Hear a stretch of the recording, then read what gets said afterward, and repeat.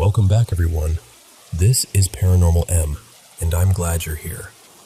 Before we begin, please turn on notifications so you don't miss future videos, and if you enjoy tonight's stories, please give the video a like. The first story is about a person who rented a room in an old downtown house. Nothing much happened for a while, aside from a strange feeling they couldn't quite explain. Then one night, a mirror moved in a way that made no sense. Get comfortable and sleep well tonight.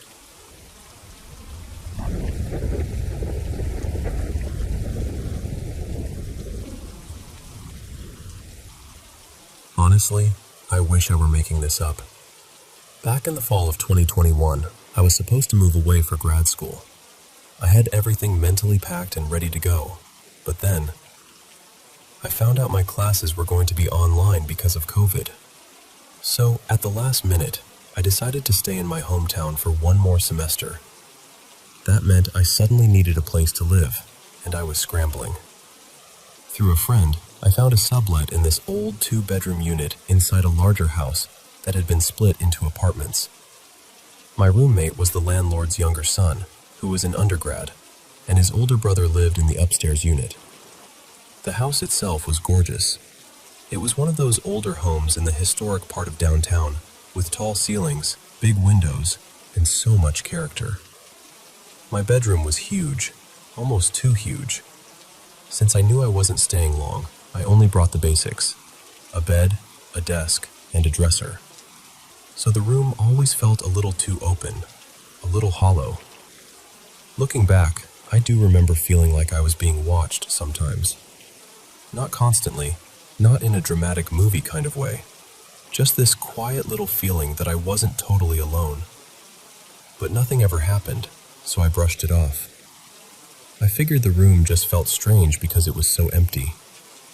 About a month after moving in, I bought this old standing mirror from Facebook Marketplace for maybe $20. It looked charming in the photos, but once I got it home, I realized it was kind of flimsy and smaller than I expected. Not really what I wanted. A little later, I found a simple mirror from IKEA that could hang on the back of a closet door, so I used that instead. The vintage mirror ended up tucked into the back of one closet, behind all my hanging clothes. The clothes were long enough that they completely covered it. Then I hung the IKEA mirror on the back of the opposite closet door. That closet was basically empty, except for an old travel bag. So, yes, the two mirrors were technically facing each other from opposite sides of the room. I know. But both closet doors were always shut, so I didn't think much of it. Then, maybe 4 months after I moved in, my boyfriend, Lucas, and I were lying in bed getting ready to sleep. We were facing the closet door with the IKEA mirror on it. I was looking down at my phone, just scrolling for a minute, and then I locked it and set it down because I was about to get up and go to the bathroom one last time. The second I put my phone down, I looked up, and the mirror was floating. It was still attached at the top somehow, but the bottom had lifted straight out, so the whole mirror was sticking out from the closet door, almost parallel with the floor. I froze. My brain just could not understand what I was seeing. I grabbed Lucas behind me and whispered something like, Look at the mirror." The moment he saw it, I heard him react. And right then, the mirror dropped. It slammed back against the closet door with this loud bang. It genuinely looked like someone had lifted the bottom of it up, held it there until we both noticed, and then let it crash down. The mirror wasn't heavy, maybe 5 or 6 pounds, and it was honestly kind of cheap. But still, there was no breeze, no shaking, no loose hook swinging around. Nothing that made sense. We were both completely stunned. Strangely, I don't remember feeling like we were in danger. I was scared, of course, but more than that, I felt confused. Curious, even. It didn't feel aggressive. It felt intentional. Still, we left immediately and stayed at his place that night. The strangest part is that nothing else ever happened. No footsteps, no lights flickering, No voices, no weird noises. Just that one moment, totally out of nowhere. I'm honestly so grateful Lucas was there with me, because if I had been alone, I might have convinced myself I imagined it. But he saw it too. We've both tried to come up with normal explanations over the years, and neither of us can figure out how it physically happened. It has been years now, and I still think about it. I've always been interested in paranormal stories, but that was the first time anything like that ever happened to me personally. And whoever, or whatever it was, she really chose drama for her debut.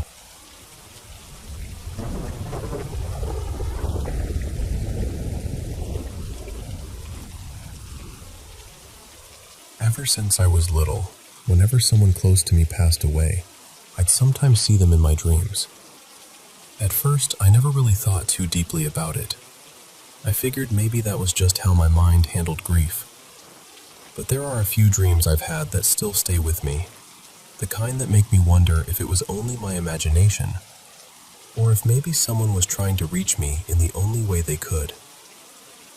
In 2021, several older relatives in my family caught COVID around the same time. It hit them hard, very quickly. They ended up in the hospital, on ventilators, placed in medically induced comas. And that was when the dreams started. They all began the same way. I'd be standing in my room, and the sunlight would be coming through the windows at this perfect angle. The whole apartment looked warm and golden, almost unreal, but peaceful. Then I'd hear a knock at the front door. When I opened it, my great-aunt Marta was standing there. We talked like we always had. I asked her how she was feeling, and she looked at me gently and said she didn't have much time left. She told me she had come to say goodbye. I asked her about my cousin Leona, who was in the hospital too, and she told me quietly that Leona wasn't going to make it either. Not long after that, they both passed away. That same month, my grandfather also died from COVID. But he didn't come to me in a dream until after he was already gone. I was devastated, mostly because I never got to say goodbye. I carried so much guilt over that. Then the dreams began, and they came again and again. They started almost the same way as the others, with that golden light filling the apartment. But this time, there was no knock at the door. Instead, I would walk into the kitchen, and my grandfather would be sitting there at the table. Every time, I'd start crying. I'd tell him I was sorry. I'd say I was so sorry I hadn't been able to say goodbye. And every time, he would just sit there silently. He wouldn't move. He wouldn't speak. He'd only look at me. Then, in the last dream I ever had about him, everything started the same. I walked into the kitchen, saw him sitting there, and completely broke down. I cried so hard that I put my head in his lap. That was when he finally moved. He placed his hand gently on my head and told me he wasn't angry with me. He said he forgave me. After that, I never dreamed about him again. My dreams are always vivid. I can move around in them. I can speak. I can think clearly while they're happening. My grandmother believes our loved ones can communicate with us through dreams, especially when they have something important to say. I honestly don't know what I believe. Part of me thinks grief can create powerful things in the mind. But another part of me still wonders. Because those dreams didn't feel random. They felt like visits. And I've never really stopped thinking about them.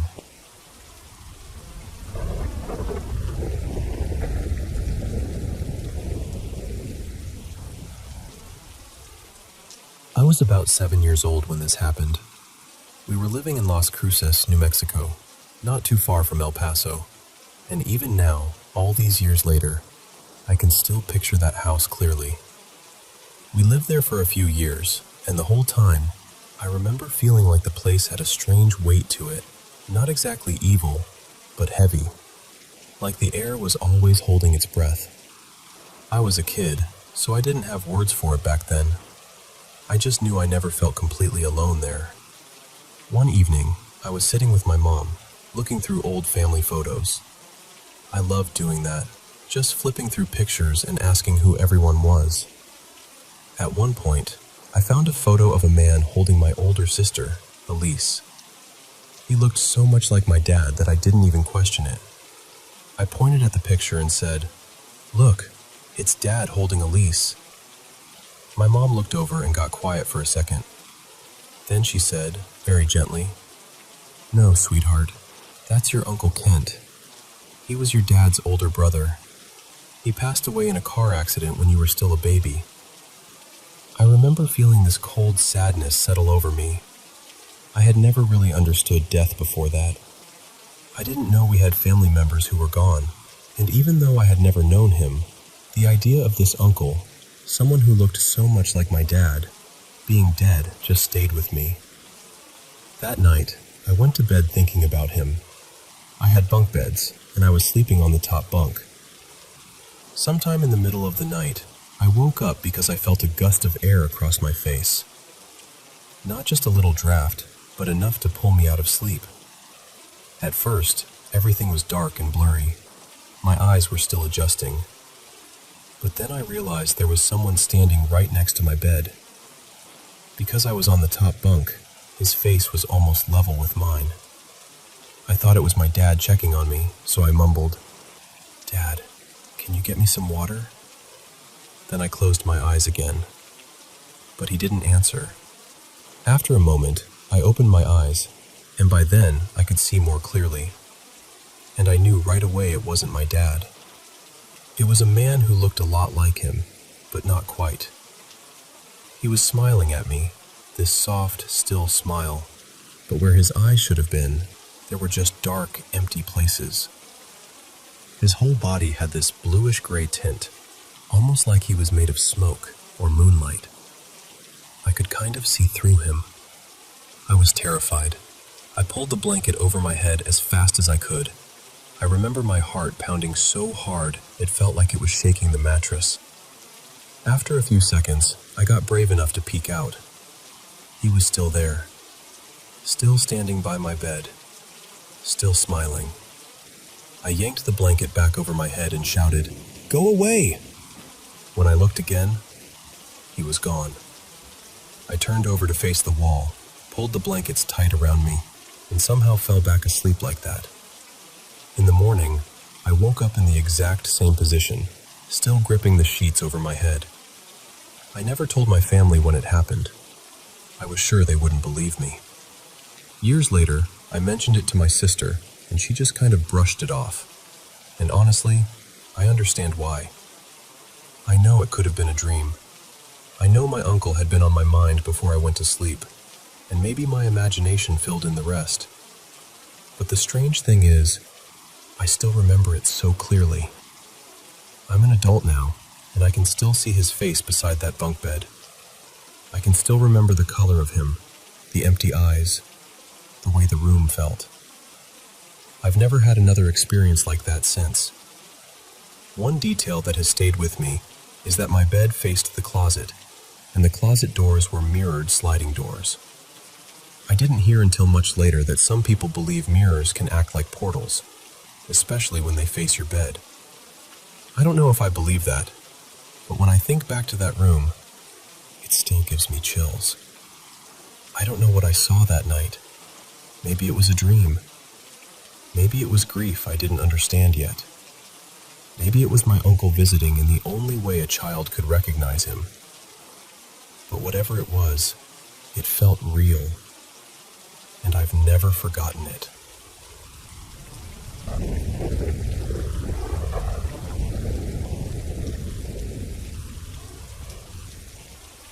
So, this happened to me on April 21st, on a bus I almost never take. That morning, I woke up with this strange little urge to change things up. I remember thinking, you know what? Today I'm going to take a different bus. Just try another route for once. And that's not really like me. I'm very much a routine person. I like knowing where I'm going, what time I'm leaving, which stop I'm standing at. Changing the smallest thing can make me nervous. But that morning, for some reason, I did it anyway. So I got on this other bus. It was around 9:15 in the morning when I noticed an older man sitting nearby, and I recognized him right away. His name was Aldo, or at least, I thought it was Aldo.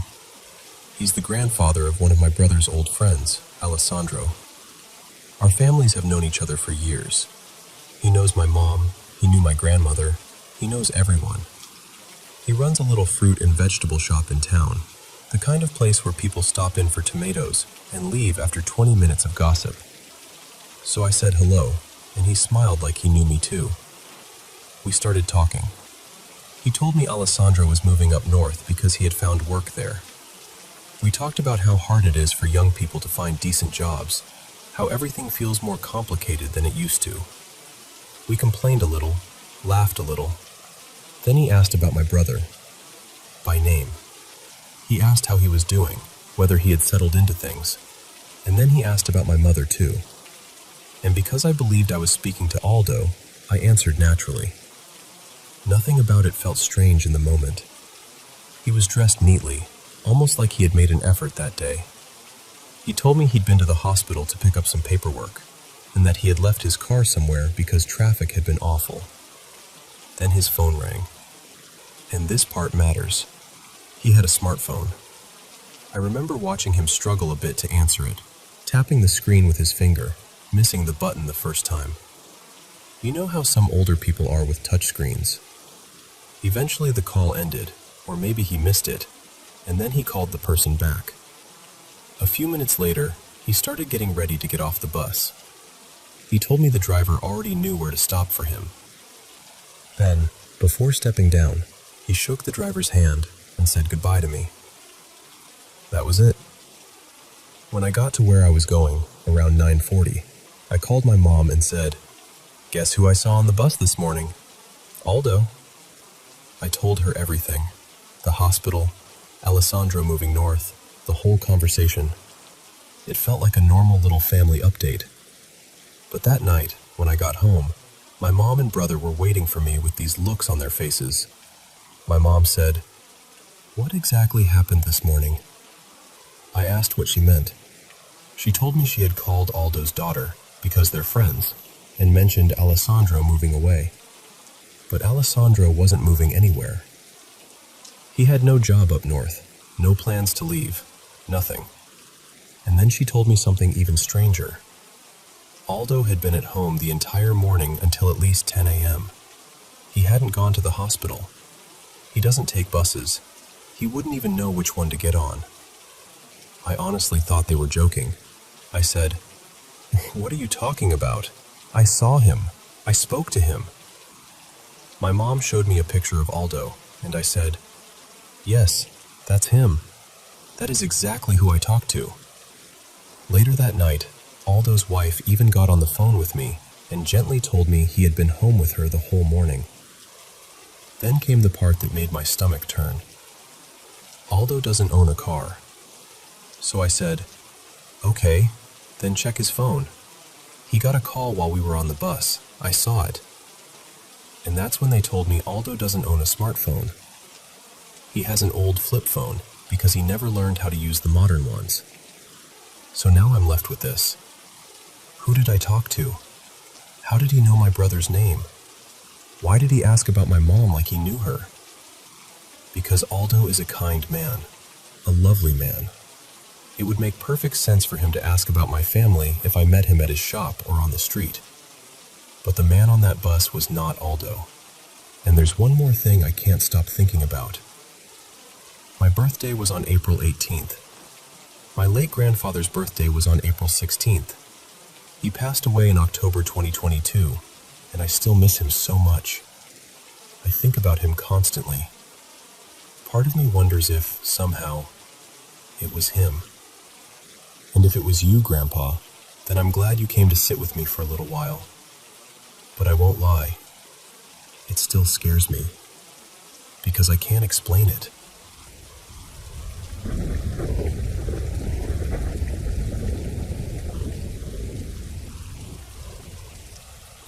Recently, I guided a friend of a friend, Anna, into a deep trance for a shamanic journey session. She's an energy healer based in the UK, and a lot of her work is connected to earth grids and ley lines. It's the kind of work most people never see. Quiet, subtle, mostly invisible. But energetically, it can ask a lot from a person. And for the past couple of years, Anna had been feeling exhausted in a way she couldn't quite explain. Not just tired. It felt deeper than that, almost like something was constantly drawing from her system, no matter how much she slept or rested or tried to recover. As we moved deeper into the session, she began to notice a heaviness along the right side of her face. So I asked her to bring her awareness closer to it, and when she did, she started seeing flashes of green. Then she saw an eye, a reptilian eye. As the session unfolded, it became clear that this presence had attached after an astral travel experience that hadn't been properly closed. And then she remembered the morning it happened. She remembered seeing that same flash of an eye. She remembered the strange weakness in her face afterward. And she remembered thinking, "I'll clear it later." But later never really came.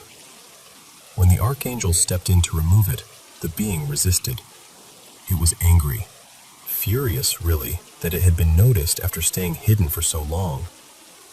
Her body released this deep shudder, and afterward she described it as a kind of rage scream moving through her. And then, suddenly, everything went still. Quiet. She said the right side of her face felt cool and open for the first time in years. I still remember the surprise in her voice when she said that, like she was only just realizing how much pressure she had been living with.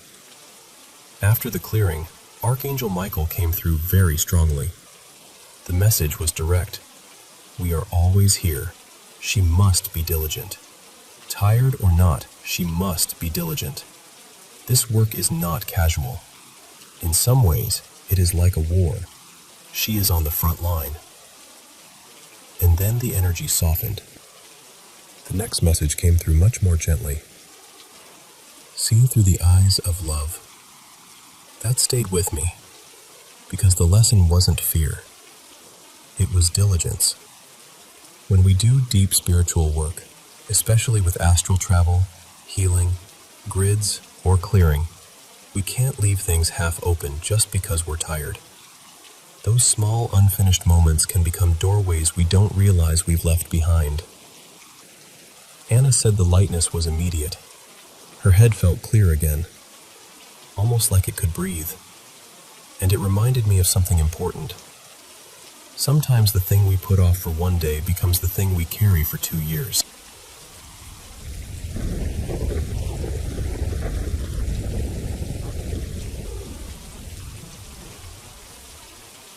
So my best friend Mira and I have always been really in sync, but lately it's gotten to the point where it's not just funny anymore. It used to be this cute little thing, like, wow, we're basically the same person. But now when it happens, we both just kind of stop talking for a second. We met about 3 years ago while we were in the hospital, and we ended up living there at the same time for around 6 months. That kind of experience bonds you in a way that's hard to explain. We've been best friends ever since. We're both doing better now. Not exactly living the most ordinary, perfectly put together lives, but we're getting there. Slowly. In our own way. Even though we only see each other in person every couple of months, we're on call almost constantly.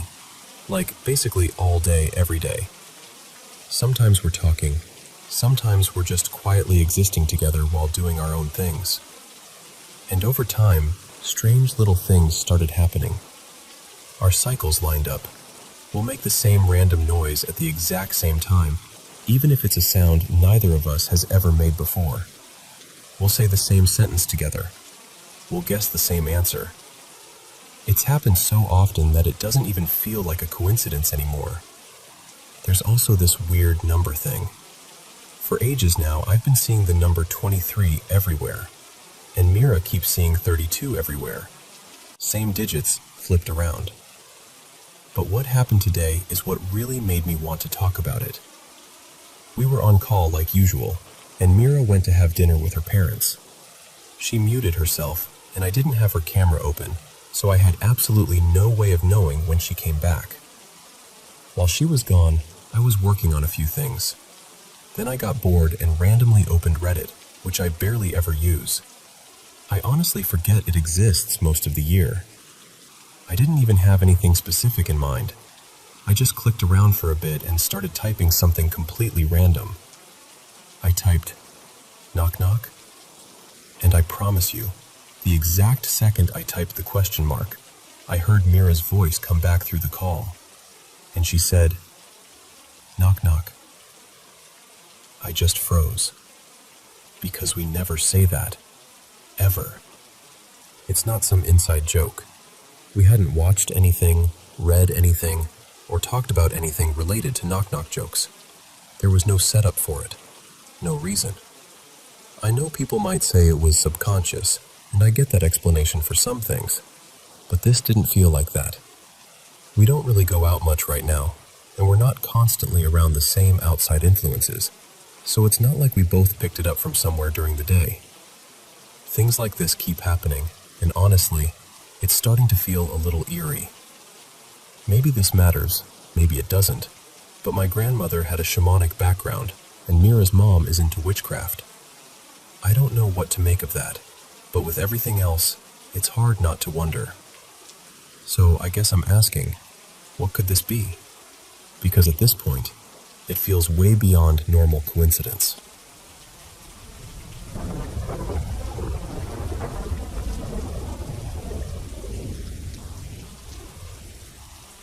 I had sleep paralysis again last night. For the first time in a long while, and honestly, it shook me more than I expected. I used to deal with it a lot when I was younger, not once or twice, but constantly. From around the time I was 11 until I was 18, it happened almost every night whenever I slept in the apartment where I grew up. And I know how this sounds, I really do. Most of me believes there's a reasonable explanation. Stress, sleep disruption, the brain doing strange things in that half-awake state. But there's still this small, stubborn part of me that remembers how real it felt. When I was a kid, my mother and I moved into a new apartment after she separated from my father. It was a difficult time, and I'm sure that mattered. The building was right beside an old funeral home, though I didn't realize what it was at first. It was quiet, plain, easy to ignore. Later, it became harder to ignore. Not long after we moved in, maybe a week or two, I had my first episode. I woke up to the sound of a storm so violent it felt like the whole world was being torn apart outside. The windows, the walls, everything sounded like it was being hit at once. Underneath it was this sharp electronic ringing, high and unbearable, like some machine screaming from another room. Then I realized I couldn't move. I was completely frozen.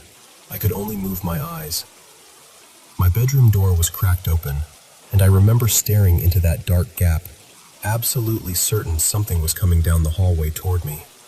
Not walking, coming fast. And whatever it was, it hated me. That was the feeling.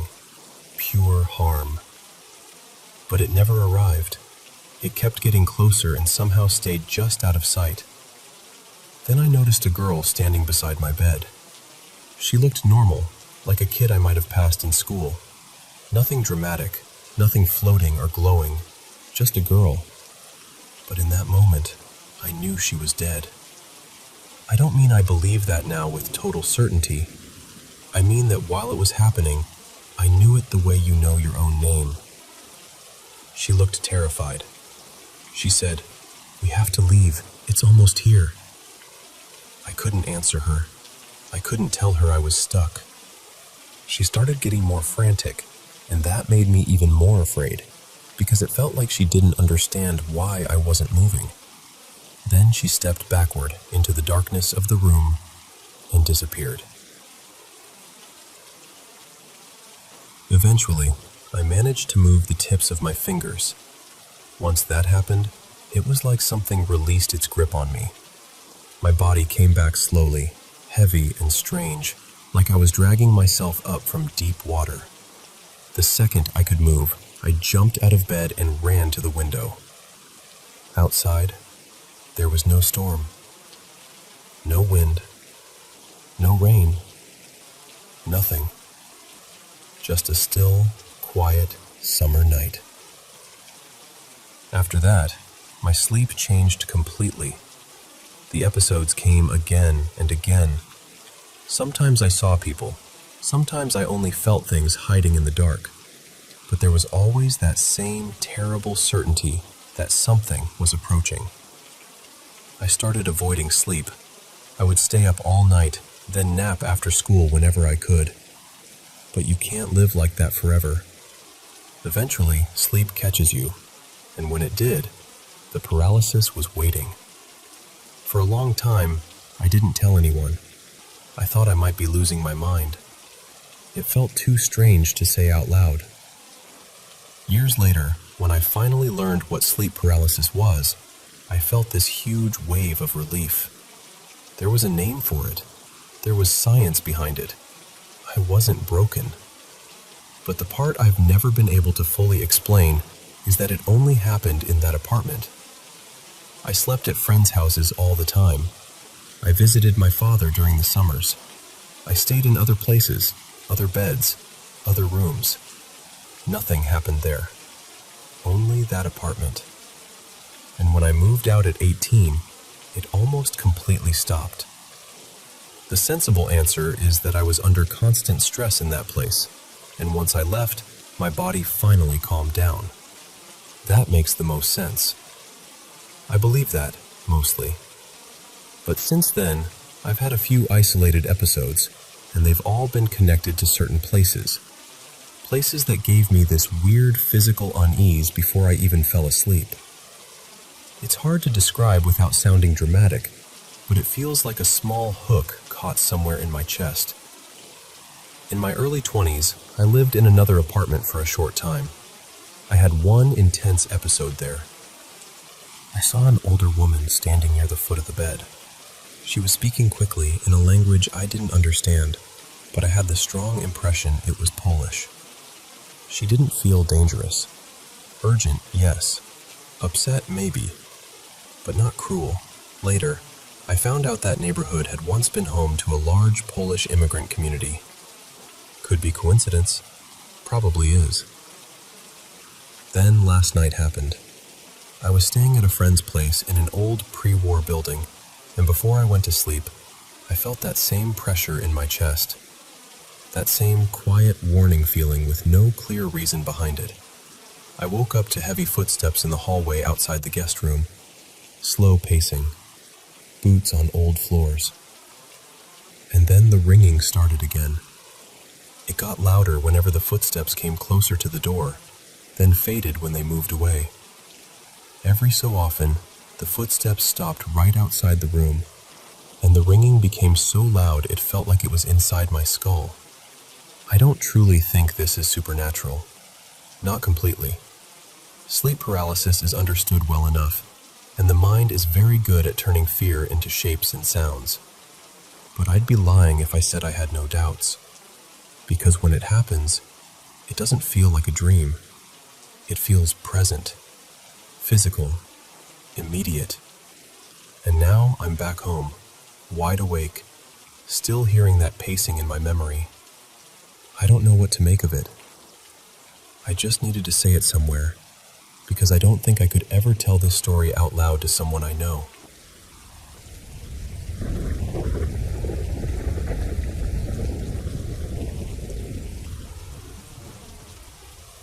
I know this might sound strange, and honestly, part of me still feels a little silly even telling it. But it was one of those experiences where you're left sitting there afterward thinking, what am I supposed to do with this? So I figured I'd talk it through. I don't get high very often.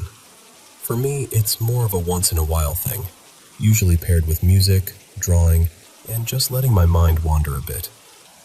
But that night was different. It was one of the first times I really felt like I had overdone it. At some point, I got scared. My mind latched onto this idea that I might have a seizure, even though I've never had one before and had no real reason to think that. Still, in the moment, it felt very convincing. So I moved myself into the recovery position and just tried to stay calm, thinking I'd either settle down or, I don't know, deal with whatever my brain thought was coming. After a while, I started to relax.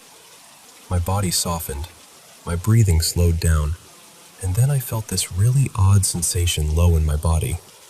At first, I assumed it was just tension releasing, or maybe my mind exaggerating normal body feelings because I was in such a strange state.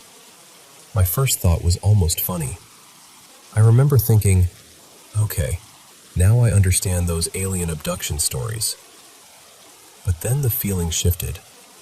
It didn't feel like just my body anymore. It felt like there was some kind of presence there.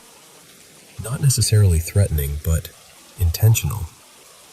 Like something was aware of me. For some reason, I responded to it in my head. I basically told this presence, yes, this is okay, but only if you stop when I say stop. And after that, the feeling continued. I don't really know how to describe it without making it sound more dramatic than it was. It wasn't exactly sexual, at least not in the way I would normally understand that. It felt more like being completely held, like being wrapped in the warmest, safest blanket, while something inside me was being gently cleared out. It felt strangely natural, almost ordinary, even though nothing about it was ordinary. Eventually it faded, and not long after that, I got sleepy.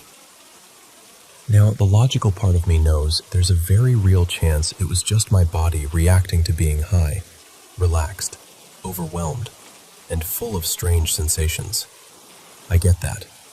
But there's another part of me, the part that's open to spiritual things, that keeps wondering what it meant. Was it harmless? Was it something I shouldn't have agreed to? Did I invite something in without understanding it? Or was it just my brain turning body sensations into a story because I was in an altered state? That's the part I keep coming back to. I don't know enough about spiritual experiences to know how seriously to take it, but I'd like to feel safer in states like that, even just for peace of mind. The strangest part was how quickly my brain accepted it. It was like my mind calmly explained, "That's just someone who loved you in another life." And I was sitting there afterward like, excuse me, where did that come from? I'm not even a very sexual person in everyday life. I don't really have much of a drive for it, and I usually don't enjoy that kind of closeness with other people. But apparently, whatever my brain decided that night didn't fall into the usual category. And the wild thing is, a small part of me almost wants to experience it again. Not because I fully understand it, because I really don't, but because, in that moment, it felt gentle. It felt comforting. Like maybe I wasn't alone. Still, I'd like to know how to protect my energy better, just in case. Because whether it was spiritual, psychological, or just my body making strange little fireworks in the dark, it left me with questions I can't quite shake.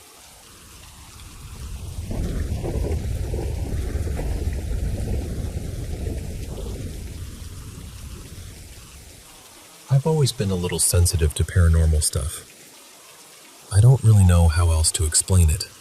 There was one time my mom and I were driving past this old medical building, and I didn't know anything about it. I didn't know where we were going, and I definitely didn't know people said the place was haunted. But the second we turned onto that street, I got this awful feeling in my stomach. It was sudden, like my whole body just knew something was wrong before my brain did. I honestly thought I was going to be sick. Then, as soon as we drove away and turned down another road, the feeling disappeared completely, like someone had flipped a switch. So, that's kind of the background. The actual story happened at my house. We have this old porch that was turned into a sunroom, and it's connected to the living room by these big glass doors. My younger brothers use it as their playroom, so it's full of toys, and there's also a set of bunk beds in there for when they want to sleep out there, even though they almost never do. One night, or really early morning, I had stayed up way too late. It was probably somewhere between 2 and 4 a.m., and I walked past the glass doors to get a drink from the kitchen. That's when I saw her. There was this figure standing in the sunroom, around the same height as the bunk beds, which are about as tall as me. I'm around 5'6", so she wasn't tiny or child-sized. She looked like a woman, but not fully solid. More like a black shadow in the shape of a woman. And her face. That's the part I still hate thinking about. It wasn't really a full face. It was mostly darkness, except for this huge white grin. It stretched way too far, almost ear to ear, like it had been carved into her. I froze for a second, but I was tired, and I had been watching scary videos earlier that night. So by the next morning, I convinced myself it was nothing, just sleep deprivation, just my imagination filling in the dark. I didn't tell anyone.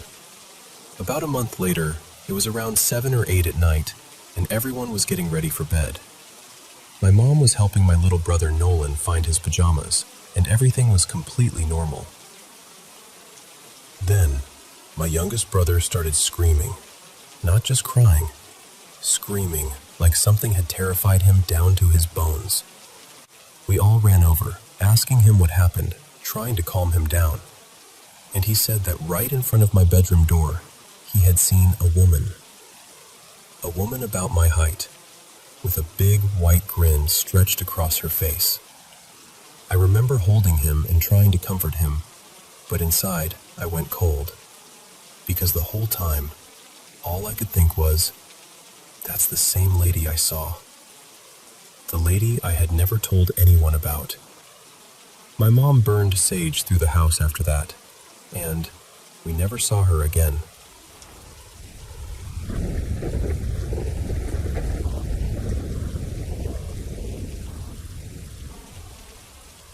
So this is really a handful of little stories from when I was a kid, and then later when I was a teenager. They all happened in the same house. My dad had lived in that house since he was young, and he never really left. It was the house I grew up in too, so for me, it was just home. But there was always this strange feeling there, especially in certain rooms. Not evil or anything dramatic like that. Just present. Like the house remembered more than it should. My dad and my grandmother had a cat years before, and that cat had passed away in the house. And after that, the feeling was that maybe the cat's spirit had stayed behind. My mom and I both seemed to pick up on it. My parents slept in separate rooms, and my mom's room was right beside mine, so we were always pretty close at night. I used to tell her about these things that would happen when I was half asleep. I'd wake up in the middle of the night and feel what was absolutely, unmistakably, a cat jumping onto my bed. And we had living cats at the time, so at first I'd think, okay, one of them got in here. I'd reach over, pat the blanket, and whisper something like, "Come here, baby." But then I'd open my eyes properly, and there would be nothing there. No cat, no movement, no sound. And the thing is, my bedroom door would be closed. I always checked before going to sleep because I didn't like accidentally locking any of the cats in with me overnight. So I knew there shouldn't have been a cat in the room. But I felt it. The little weight landing on the mattress. The tiny steps across the blanket. That soft, careful pressure only a cat has. When I told my mom, she said she had felt the exact same thing in her room too. Not just once either. And that made it feel even stranger, because it wasn't only me half dreaming in the dark. When I was around 9 or 10, I had a couple of friends over, and I told them about the cat that had died in the house. Of course, because we were kids and had no sense of normal behavior, we decided to test it. We filled a cereal bowl about halfway with milk and set it on the floor in my bedroom. Then we left the room, shut the door, and waited. When we came back, the milk was gone. Now, I'll be fair. I was a kid, so maybe I'm remembering some part of it wrong. Maybe there was somehow a living cat in there, even though I was pretty sure there wasn't. Maybe there's a practical explanation hiding somewhere in the walls of that memory. But even as an adult, I still don't really know what happened. And if someone had snuck in and messed with us, I feel like I would have found out by now. Kids are terrible at keeping secrets. That kind of thing would have come out eventually. Then there was my own cat, the one my parents adopted for me when I was about 12. Her name was Luna, and I loved her so much. She had this habit that always unsettled me. She would sit in my room and stare at the same exact corner, where the wall met the ceiling. Not casually either. She would stare like she was locked onto something. Her eyes would get huge, her body would go stiff, and she wouldn't look away. I took pictures and videos of her doing it because it happened so often, and it was always the same spot. And I kept wondering, is she seeing something I can't? Later, I watched a video where someone who studied paranormal stuff said that spirits are sometimes believed to gather higher up on walls or near ceilings because of energy shifts in a room. And I remember sitting there thinking about Luna staring at that corner, and about the feeling of paws on my bed, and about that bowl of milk disappearing. Then I brought all of this up to my grandmother, and she told me that the old cat, the one who had passed away, used to spend most of its time in my bedroom. That was the part that made everything click into place for me. I'm not saying I have proof. I know memories can stretch and blur over time. But I also know what I felt. I know what my mom felt. I know what Luna kept staring at. And I still don't have a better explanation for the milk. So honestly, I think that cat never really left. And maybe, in its own quiet little way, it was still just living in the room it always loved.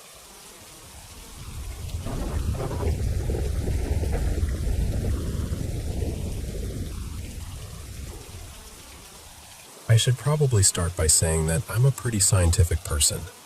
I don't usually jump to supernatural explanations, and I'm not someone who sees every weird noise as a ghost tapping politely on the wall. But there are some things I've experienced that I still don't really know how to explain. When I was little, we lived in this old house that my family always talked about like it had a second heartbeat. My parents and my older siblings were convinced something was off about it. I didn't fully understand why at the time, but I had awful night terrors there. Apparently, I would wake up screaming. Sometimes my parents would open their eyes and find me just standing beside their bed, staring at them in the dark. I don't really remember doing that, but everyone else remembers it a little too clearly.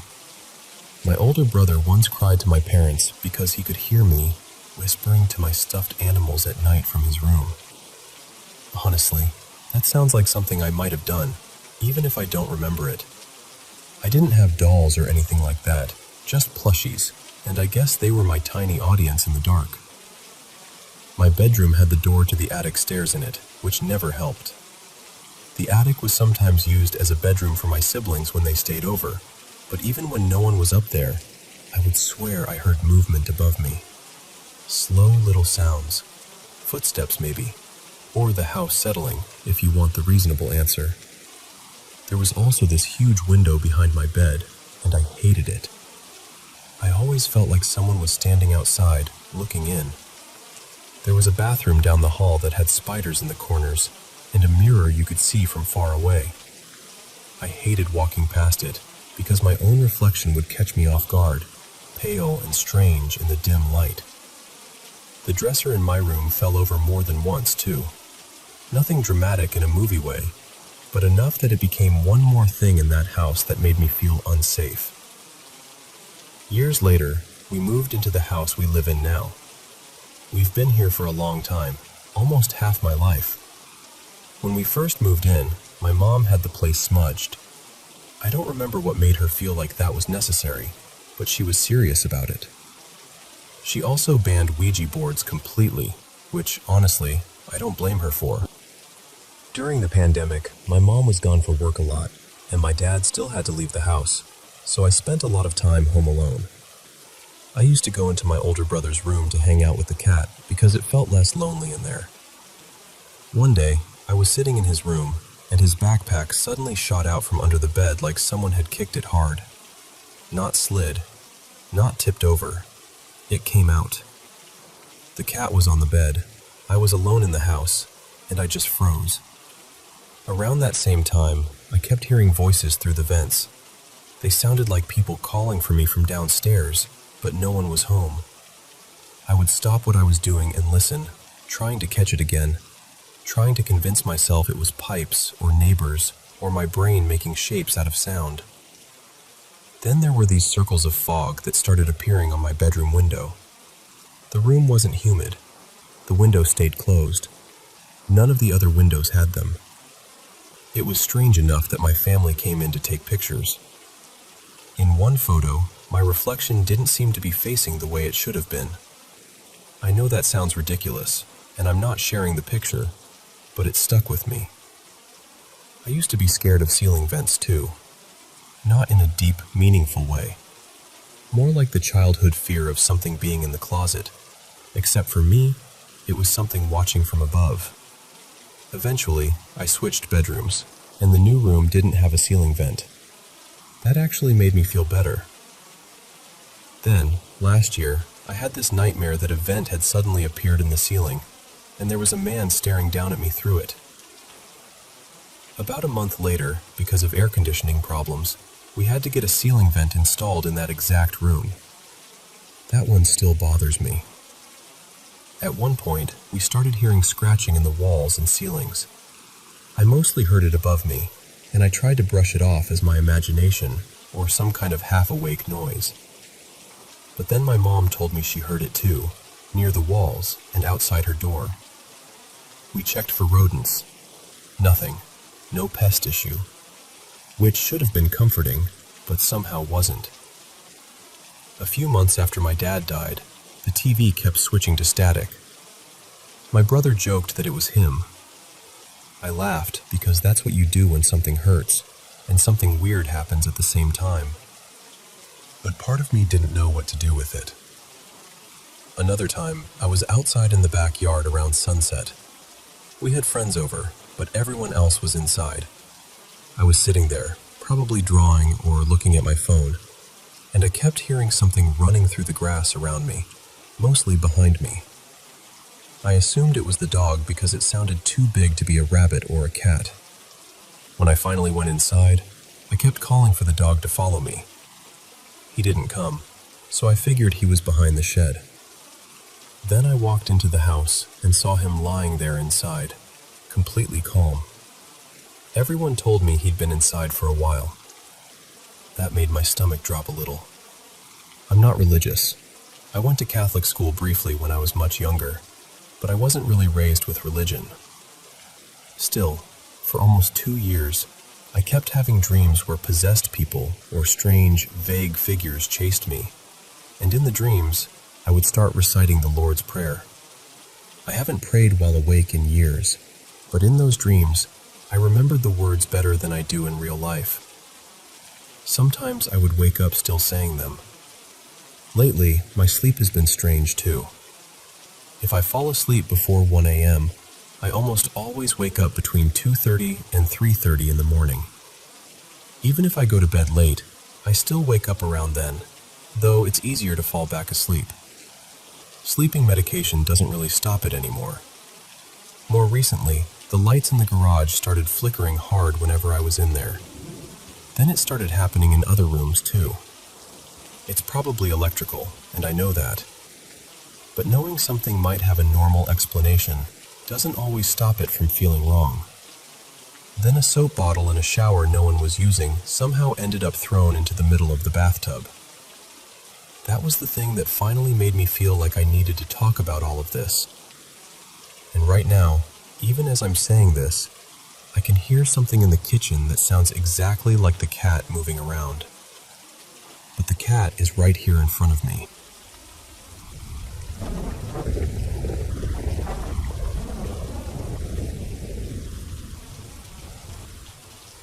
When I was little, my family lived in a flat above our business. I was about 5 when we moved in, and we stayed there until I was around 14. And honestly, I never felt comfortable upstairs. It's hard to explain without sounding dramatic, but even as a child, I felt like something was up there. Not just a creaky old building or shadows in the hallway. It felt like a presence, like the flat was occupied in a way none of us could see. I shared a bedroom with my younger brother, but even that didn't make me feel safe. For a while, I was so frightened of going upstairs at night that I would use a bucket downstairs instead. That's how scared I was. I had terrible nightmares growing up in that place. They weren't the kind you could easily describe afterward. It wasn't monsters or anything clear like that. It was more the feeling of them. Confusion, anger, fear. Heavy emotions that didn't feel like they belonged to me. At night, I hated closing my eyes. I always felt like something was either in the bedroom or just outside in the corridor. I also used to sleepwalk. More than once, I woke up in the living room, alone, in complete darkness, with no memory of how I got there. Then, when I was about 12, 2 things happened that I've never been able to explain. The first was with a VHS tape. I was watching the Amityville Horror in the living room. We had an intercom that connected the flat to the shop downstairs, and at some point, my family called me down for dinner. I stopped the film halfway through and left the tape inside the machine. I went downstairs, had dinner with everyone, and then came back up to the flat. When I walked into the living room, the tape wasn't in the video player anymore. It was sitting right in the middle of the living room floor, and it had been rewound all the way back to the beginning. Nobody had gone upstairs. We had all been together downstairs in the shop the whole time. I remember standing there, just staring at it, trying to make my brain turn it into something normal. But there wasn't a normal explanation. A few months later, something else happened. It was summer, around early evening, and still bright outside. I was alone in the flat, sitting in the living room. Suddenly, the living room door opened. Now, that door didn't just drift open. The carpet was thick, and the door dragged against it, so it took a bit of effort to move. But it opened as if a strong gust of wind had pushed it. I got up to close it, and as I reached the door, the wind seemed to get stronger. Not a breeze, a force. I could hear it. I could feel it pushing back against me. I remember gripping the door and struggling with it, trying to shut it, but it was like something on the other side was holding it open. I was terrified, truly terrified. I didn't dare look behind the door. For what felt like forever, though it was probably only a couple of minutes, I fought against it. Then suddenly, it stopped. The sound vanished, the pressure disappeared, the door closed. I sat down with my back pressed against it and stayed there for hours, waiting for my parents to finish work and come upstairs. I never told them when I was young. My parents weren't really the kind of people who believed in things like that, and I think part of me was afraid they'd just brush it off. Years later, in 2015, when I was 35, I went back home and finally told my dad everything. He looked at me and said, "Why didn't you tell me before?" Then he told me something I wish I'd known earlier, and at the same time, I'm glad I didn't. He said he'd never felt anything strange in the flat himself. But he told me that the mother of the previous owners had died in the bedroom I used to sleep in. She had come from Hong Kong and didn't speak English. And then he told me one more thing. He said he'd spoken to the new owners of the flat. The woman living there had seen the ghost of a woman walking from my old bedroom toward the bathroom. When he said that, my blood ran cold. Because suddenly, all those years of fear didn't feel like imagination anymore.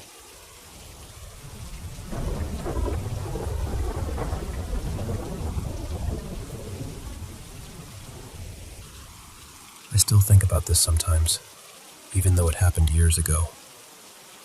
It was in my grandparents' old, narrow house, the kind where one hallway ran almost straight from the front door to the very back. My bedroom was near the front, and the bathroom was all the way at the rear. So if you had to get up in the middle of the night, you had to make that long walk through the dark. And that night, it was late. Somewhere around midnight, maybe a little after. The whole house was quiet in that deep, old house way. No television, no talking, no floorboards creaking from anyone moving around. Just darkness and silence. I remember stepping out of my room and keeping one hand on the wall so I could guide myself down the hall. I could barely see anything. That house always seemed to swallow up light at night, especially in that hallway. It felt longer in the dark, like the back of the house had drifted farther away.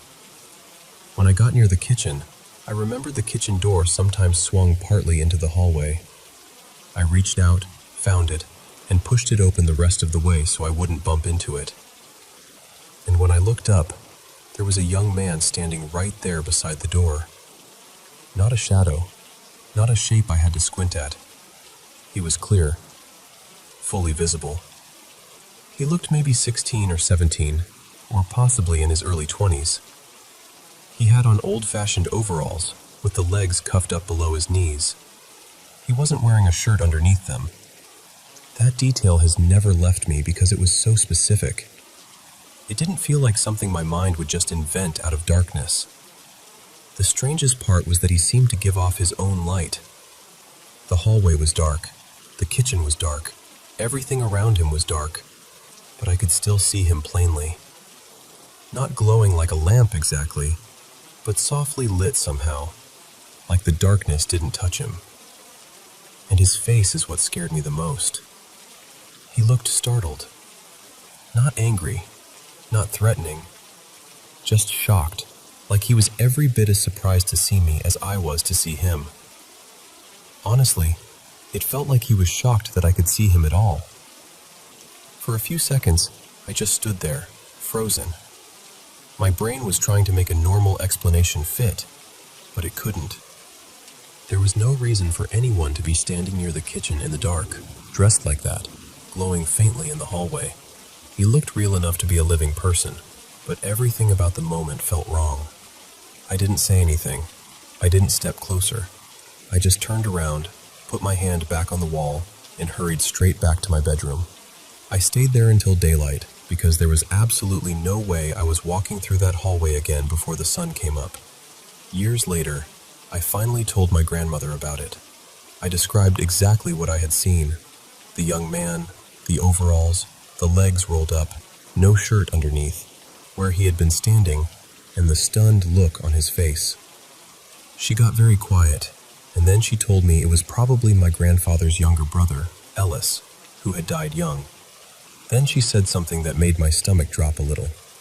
She told me she had seen him in that house more than once. After that, she went and found an old photograph of him, and when I saw it, I knew. It looked just like the young man I had seen in the hallway. That part shook me almost as much as the sighting itself. I hadn't been thinking about him that night. I didn't know what he looked like when he was young. I wasn't trying to have some kind of supernatural experience. I was just half awake, walking through a dark house, trying to get to the bathroom. I know people say old houses can trick you. I understand that. Shadows shift, your eyes adjust. Your imagination fills empty spaces with things that aren't there. But this didn't feel like that. I saw him clearly enough to remember his clothing and the expression on his face. And even though it scared me badly enough to send me back to bed until morning, it didn't feel evil or dangerous. It felt more like I had accidentally crossed into a moment I wasn't meant to witness. Or maybe, for some reason, I was meant to see him. I still don't know what it was. Maybe it was an intelligent spirit. Maybe it was some kind of memory caught in the house. Maybe it was a family connection I'll never fully understand. But because of the way he reacted to me, because of that startled look we both shared, I've always felt like he knew I was there. And I've never forgotten him.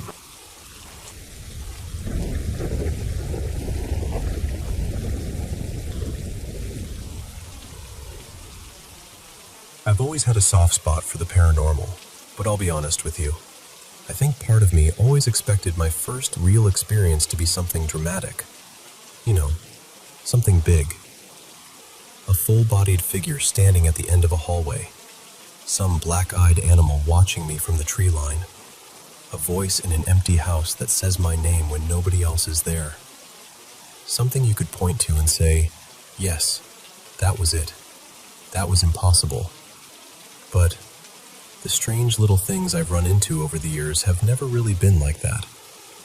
They've been smaller, quieter, almost annoyingly ordinary. So today, I want to tell you about one of those moments. Not a ghost, not a monster. Just a tiny plastic cap from a bottle of grout sealant that disappeared, then came back in a way I still can't comfortably explain. It started after I'd had some plumbing work done behind my shower wall. A section had been opened up so the pipes could be reached, and after the repair work was finished, I was left with the final bit, cleaning everything up and sealing the new grout. I was home alone that afternoon, just trying to get the job done. I had this little bottle of grout sealer, nothing special, and I remember being careful with the cap. I set it off to the side with the other things I was using, because I knew I'd need to put another coat on the next day. So when I finished, I reached for the cap, and it was gone. At first, I wasn't worried. It was just a cap. It had probably rolled somewhere. I had the house to myself and nowhere urgent to be, so I started looking. I swept the bathroom floor with a broom. Nothing. Then I got down with a dustpan and hand brush and went over the floor like I was collecting evidence in a tiny, deeply unglamorous crime scene. I checked corners, edges, behind the toilet, near the vanity, under the little pile of tools. Still nothing. And because I know how these things go, I told myself, the one place I don't check is exactly where it'll be. So I checked everywhere again.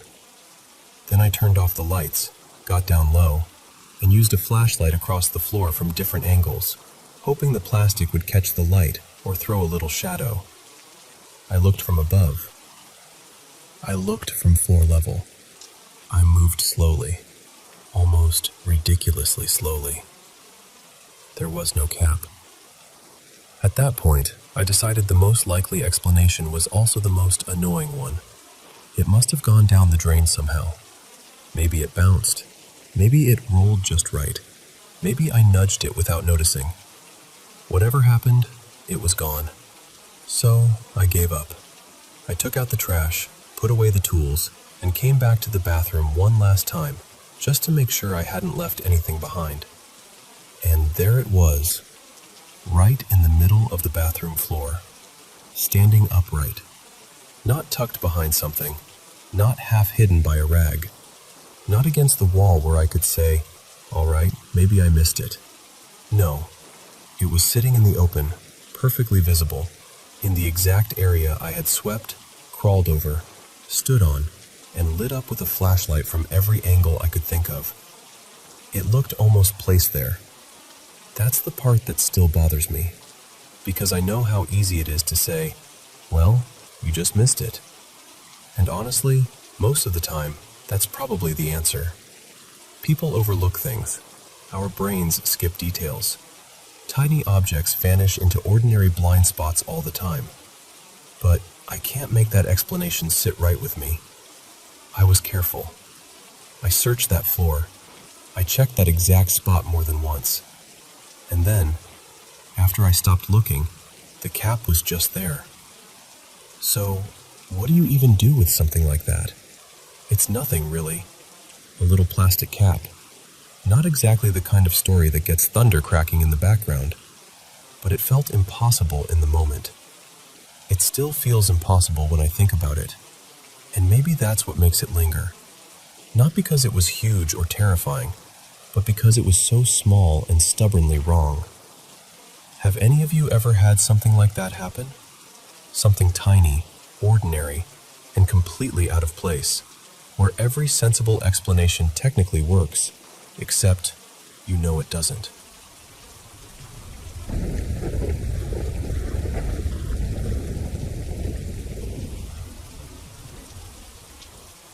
This happened quite a long time ago now.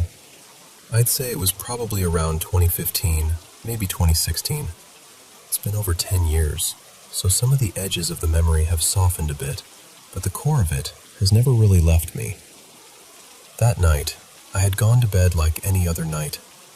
I was lying on my side in my bedroom, facing the wall where the window was, with my back turned toward the door. The lights were off, and the room was almost completely dark. I remember feeling calm, just drifting into that quiet space right before sleep, when your thoughts start to loosen and everything feels far away. Then, out of nowhere, I got this strong feeling that I was not alone. It was not just a thought. It felt physical. My whole body reacted before I could explain anything to myself.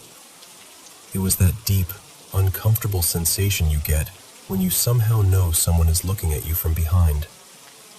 I could feel it in my skin, in my chest, in the sudden alertness that came over me. So I turned around toward my bedroom door. The door was closed, but near the upper part of it, just hanging there in the air, was this glowing sphere. It was about the size of a basketball, maybe a little smaller. The strange thing was the light. It was bright, but not in the way a lamp or flashlight is bright. It did not spill across the room. It stayed inside the sphere, almost contained, like the light belonged only to itself. And I could look right at it without squinting. It did not hurt my eyes at all. At first, I was still lying there in bed, just staring at it. I did not feel fear exactly. I did not sense anger from it, or anything threatening in a normal way. It was simply there, silent, watching maybe, existing. Because I did not feel immediately afraid, I started to think about getting closer. I wanted to stand up, walk over to it, really see what it was. Part of me even wanted to touch it, just to know whether it was solid or warm or anything I could understand. I managed to sit up in bed, but the very moment I thought about standing, something changed. The sphere entered my mind. That is the only way I can describe it.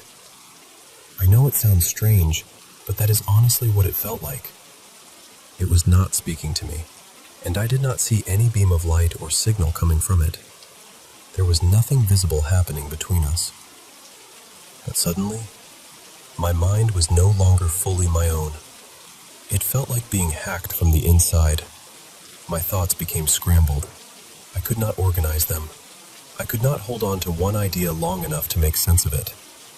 There was this intense pressure, almost electrical, moving through my head. When I was younger, I had an accident where I was shocked by electricity, and the sensation reminded me very strongly of that. Not in my whole body this time, but in my brain. It felt like a current passing through my thoughts. I could barely even open my eyes. Instinctively, I tried to fight it. I remember trying to push back mentally, trying to create some kind of resistance with my own thoughts, as if I could block it out by forcing my mind to stay awake and stay mine. It felt like trying to brace a door that was already being pushed open from the other side. But I could not stop it. I had no chance, really. Within seconds, I was overwhelmed. It was as though my mind simply gave out.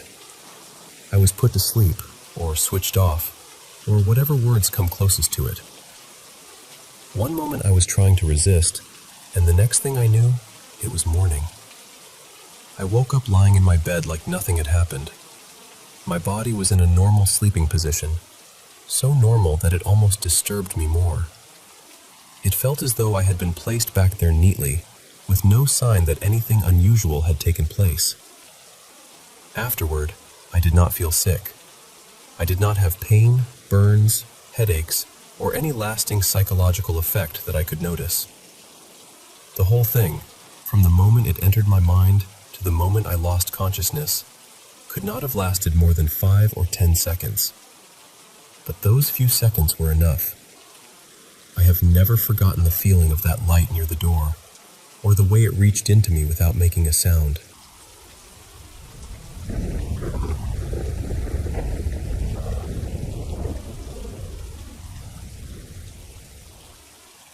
this is going to sound strange, and honestly, I don't blame you if you don't believe it.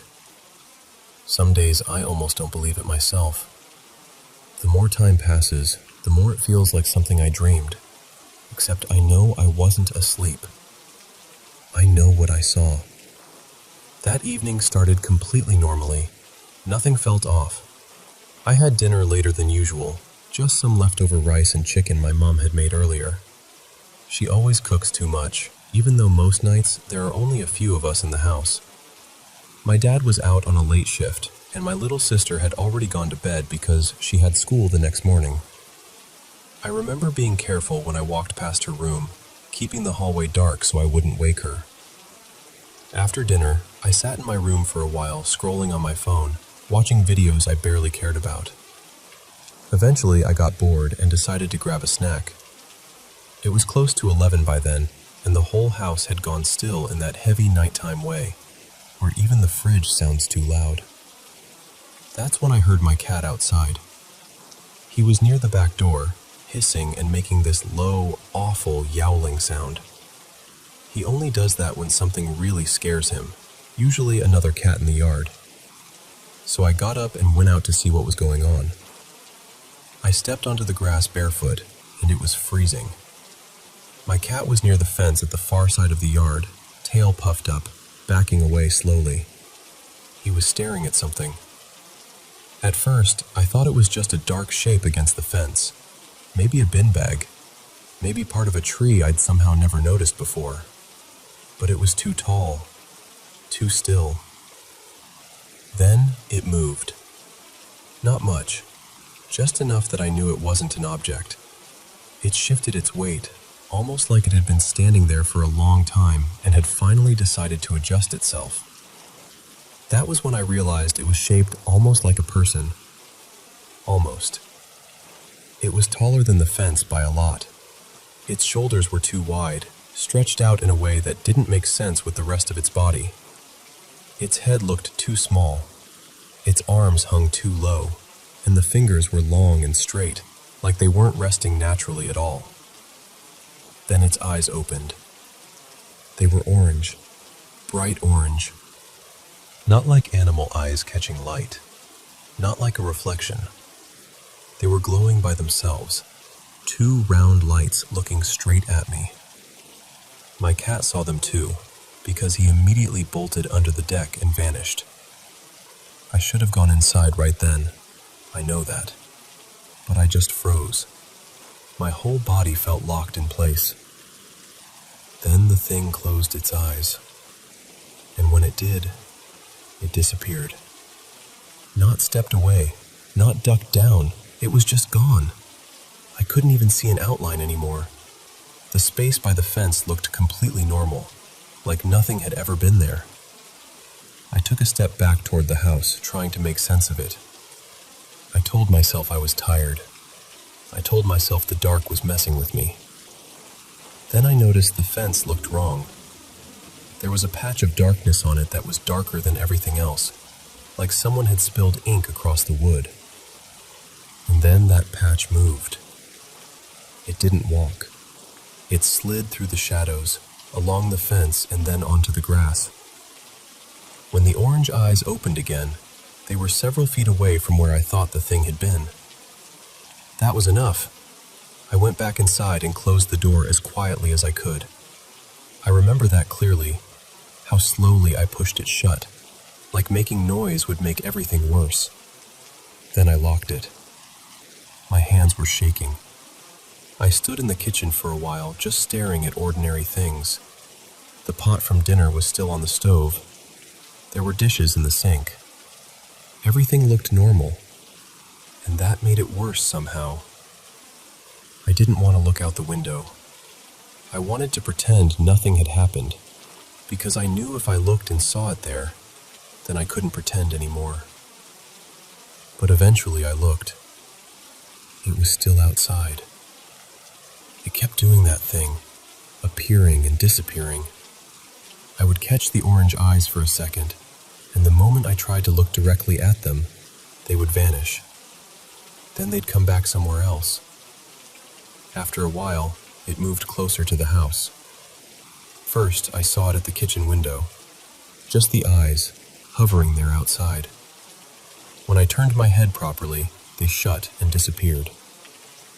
Then it was near the living room window, then the side of the house.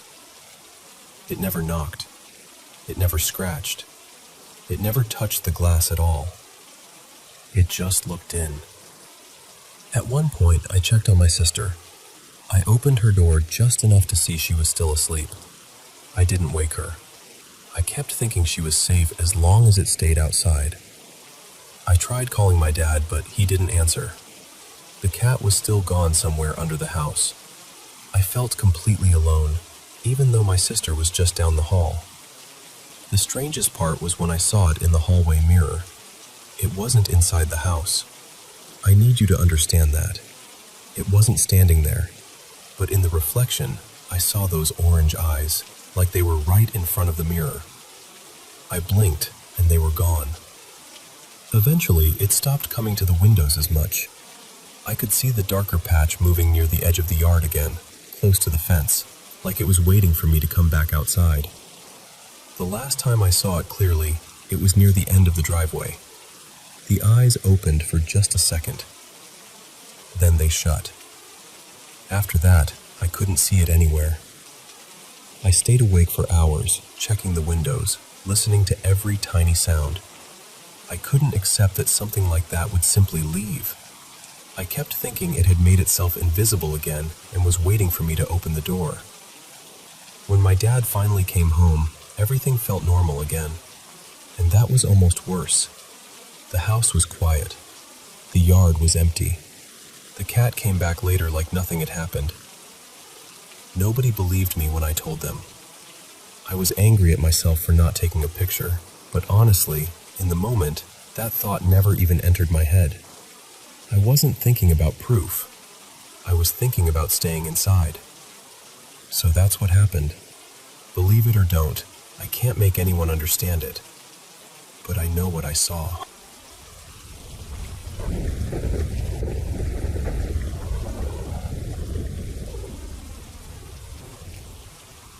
I've lived in this house in the north of England for most of my life. I'm 24 now, and we've been here around 20 years. And honestly, the number of strange things that have happened in this place is hard to explain without sounding like I'm making it up. Some of the earliest stories aren't even memories of mine. They're things my mom and family told me from when I was tiny, before I was really old enough to understand anything. Apparently, I had an imaginary friend called Robbie. I don't remember him at all. I only know what I've been told. My mom said she'd sometimes wake up in the middle of the night and find me out of my cot, sitting on the upstairs landing in complete darkness, just playing and talking like someone was there with me.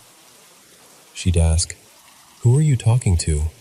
And I'd say, "Robbie and Daddy." The unsettling part is that my dad passed away a few months before I was born, and my mom hadn't told me that when I was little. There were other moments too. My mom said I'd wake her up at 2 in the morning and say things like, "Mom, Robbie wants a bottle, or he's going to hurt you." I know how that sounds. I really do. But that's what I was told. That was actually in the house next door to the one I live in now. We only lived there for a couple of years, but looking back, it feels like that was just the beginning. The first thing I actually remember myself was the bathroom taps.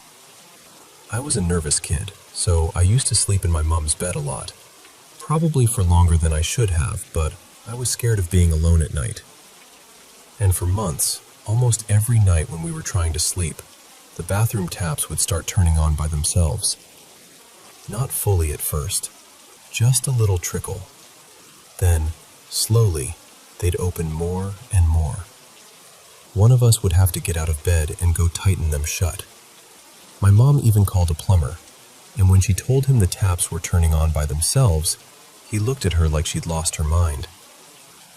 Eventually, that stopped, and for a while, I sort of pushed it out of my head. Then, when I was around 13, something else happened. It was a dark winter evening, and I was getting ready to leave the house. I was the only one home. Just as I was about to go out, I heard my TV switch on upstairs in my bedroom. I don't know where the courage came from, but I ran up to check. The TV was on full volume, blasting some random channel. The weird thing was, I didn't even use that TV for channels. I used it with a DVD player, and whenever it turned on normally, it was always set to volume 20 and showed a blank screen. This time, it was at 100. The attic was another place I hated. It had been converted into a spare bedroom, and my former stepsister used to sleep up there. Sometimes I'd stay up there with her when I was younger. I remember one day a book just fell off a shelf for no reason. After she moved out, I'd still hear footsteps above me at night. Sometimes I'd hear what sounded like plug sockets being switched on and off up there. And then there were the dreams. I used to have ghost dreams constantly. I kept a dream journal on my phone for a while, and I swear most of the entries were about being chased, fighting spirits, or seeing figures in the house. One dream that stuck with me was about sleeping outside in the garden because there was a ghost watching me from the window. For a while, I also started waking up at 3 in the morning almost every night. Not exactly 3 every single time, but close enough. 3:07, 2:58, 3:12. It happened so often that I'd wake up with this awful feeling in my stomach and already know what time it was before I checked. But the worst experiences started when my mom moved in with her boyfriend, and I decided, being a teenager, that living in the house alone would be brilliant. And at first, it was. Until one night, I was lying in bed around 11, just about to fall asleep, and my bedroom door swung open. Not a little. It opened all the way and stopped at a perfect right angle. The door had been clicked shut. There weren't any windows open, and even if there had been, the carpet dragged under the door, so it took real pressure to open it. At first, I didn't even feel scared. I was just confused. I sat there staring at it, trying to make sense of what I'd just seen. Then the fear hit me. I got up and went straight to my Nana's house. 2 weeks later, almost the exact same setup. I was in bed, about to fall asleep, and my TV remote suddenly flew off the bedside table and landed across the room. Again, I left and stayed at my Nana's. My stepdad used to get annoyed with me for being scared of my room. He thought I was being dramatic. But one night, after an argument with my mom, he decided to sleep in there himself. Later, he told my mom he was sorry for how he'd treated me about that room. He said he'd been scared too, and he ended up sleeping downstairs. This was not an easily frightened man either. The last major thing that happened in that bedroom was one night when I woke up around 3 in the morning. For some reason, I had this urge to look toward the bottom of the room, and I saw the outline of a woman. I could make out long hair and the shape of a person standing there. I put my head back down, and then it hit me what I'd just seen. So I lifted my head again. She was still there. Something in me snapped into fight mode. I jumped out of bed and swung at whatever was standing there. There was nothing there. I'd punched empty air.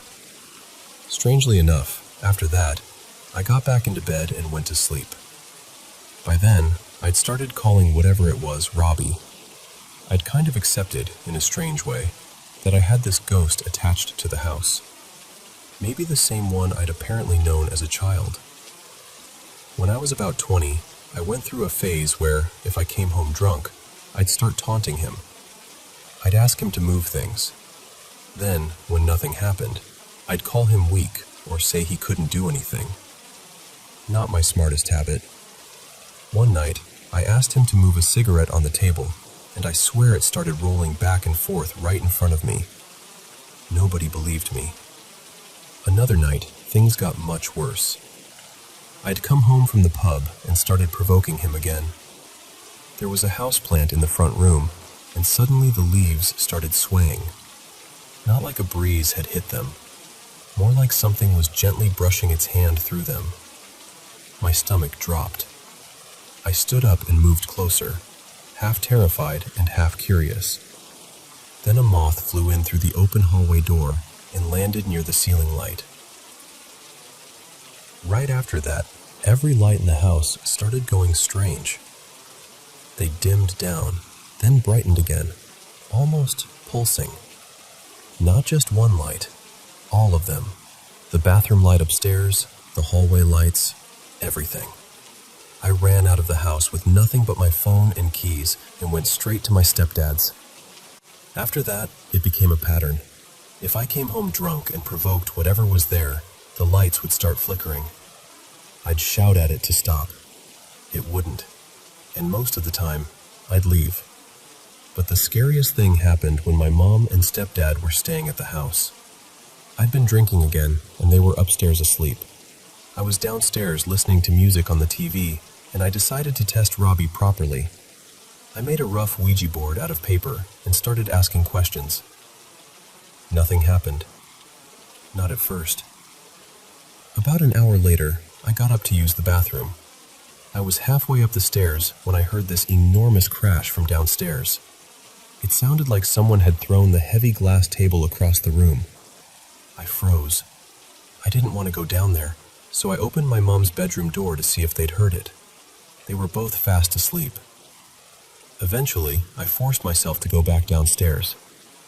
Nothing was out of place. Not one thing. And that's probably the hardest part to explain. The fear was real. The sound was real. But there was nothing there to prove it. I've been scared in this house more times than I can count. And even now, after all these years, I still don't really know what to call it. I just know it never felt like we were completely alone.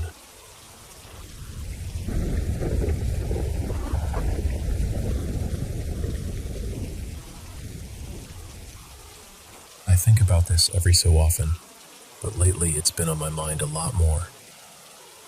For a little bit of backstory, when I was around 14, my dad started opening up about struggling with sex and porn addiction. He also admitted that he had cheated on my stepmom. My family was, and still is, very religious, so a lot of what happened after that got filtered through church. My dad started going to meetings for men dealing with the same things, and he would talk about possibly going away to some kind of faith-based rehab or retreat program, though he never actually ended up doing that. One of those meetings was a conference a few hours away, maybe in Ohio or West Virginia. I remember being there with him, sitting in this plain conference room, surrounded by grown men I didn't know. My dad was standing up front, talking openly about his addiction, and suddenly it hit me that most of the men in that room were probably there for the same reason. And I just remember thinking, I really should not be here. At that same time in my life, I was struggling badly with depression. I don't think anyone around me knew how bad it really was. Maybe they could tell I was sad or withdrawn, but mental health was not something my family really talked about. Home didn't feel like a place where I could safely say, I need help. The few times I hinted that I wanted to see a doctor or get real mental health treatment, it didn't go anywhere. The only counseling I was allowed to consider was religious counseling, and at that age, I was already feeling pretty distant from religion. By then, I had come very close to ending my life 3 separate times. I had gone into those moments with the intention of doing it, but either the method didn't work the way I thought it would, or I got scared right at the last second. For a long time, I didn't call them suicide attempts. I felt embarrassed. I hadn't been hospitalized. Nobody in my house even knew what had happened. So in my mind, I told myself it didn't count. After my dad's conference, he, my stepmom, and I drove to another church out in a rural area. It was small and simple, basically one room with pews, but that day it was packed. I'm guessing a lot of people from the conference had come over for the service. I was 14, maybe 15, and honestly, I was bored. I didn't want to be there. I just wanted to sit on my phone and wait for the whole thing to end. Then, sometime in the middle of the service, I think maybe during a song, a man sitting in the row behind us tapped me on the shoulder. I turned around, and I remember he was tall, white, and completely unfamiliar to me. I had never seen him before in my life. He leaned down and quietly said, "Hey, I feel like God is telling me that you've tried to kill yourself 3 times. Would it be okay if I prayed for you?" I froze. This was a total stranger in another state. I had not told my friends. I had not told my family. I definitely had not told anyone in that room. And he didn't say, "You've been sad," or "You've been struggling." He said 3 times. I was terrified my parents might hear him. I was awkward and scared and didn't know what else to do, so I just said something like, okay. So he prayed for me. I remember standing there feeling stunned, trying to act normal, and then afterward I probably said, "Thanks," because what else do you even say to that? When the service ended, I paid attention to see if my dad or stepmom knew him. They didn't. He really was just some stranger. That was almost 10 years ago now, and I still don't know what to make of it. I've tried to come up with reasonable explanations. I've turned it over in my mind so many times, looking for some detail I missed, some way he could have known. But I don't have one. What I do know is that he was real. He really said that to me. And even now, my parents still don't know that I struggled with being suicidal back then. I don't fully understand what happened, and I'm not even sure I'm supposed to. But in a strange way, it has given me something to hold on to. A reason to keep going, even when things feel heavy again.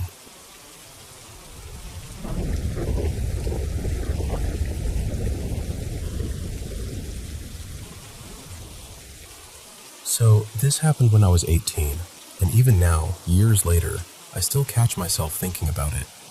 I'm 26 now, and out of everything I've experienced in life, this is still one of the few moments I truly cannot explain. It happened at my friend Mariella's house. I'd known her forever. She only lived a couple of streets away, and I was over there all the time growing up. She had a big family, and since my house was usually pretty quiet, theirs always felt full of life. I was constantly there, hanging out with Mariella, her younger brother Braden, or one of her sisters. Anyway, one afternoon, Mariella and I made one of our usual fast food runs for smoothies and fries. We were sitting in the car afterward, just talking, when she got unusually serious. She told me strange things had been happening at her house. She'd been waking up with little scratches on her arms, random bruises she couldn't explain. And one night, right on the edge of falling asleep, she heard a voice say, "We're here, Mariella." Now, I believed that she believed it, but at the time, I was still trying to make sense of it. I figured maybe she was having vivid dreams, sleep paralysis, something like that. I didn't think she was making it up. I just thought there had to be an explanation. Then, not long after that, her youngest brother got home from school one day and swore he saw someone looking out through the front curtains at him. He got so scared he didn't even go inside. He ran straight to a neighbor's house and waited there until someone else came home. Again, I remember thinking, okay, maybe he got spooked. Maybe it was a shadow, maybe a reflection, maybe his imagination. A while later, I was over there again. We were all upstairs watching a movie. Mariella's parents were out, so it was just us kids at home. Then her younger sister came up from the basement, absolutely terrified. Not the kind of scared where someone's being dramatic. I mean genuinely shaken, crying, pale. She said, "I just saw somebody go into the basement, and I don't know who it was."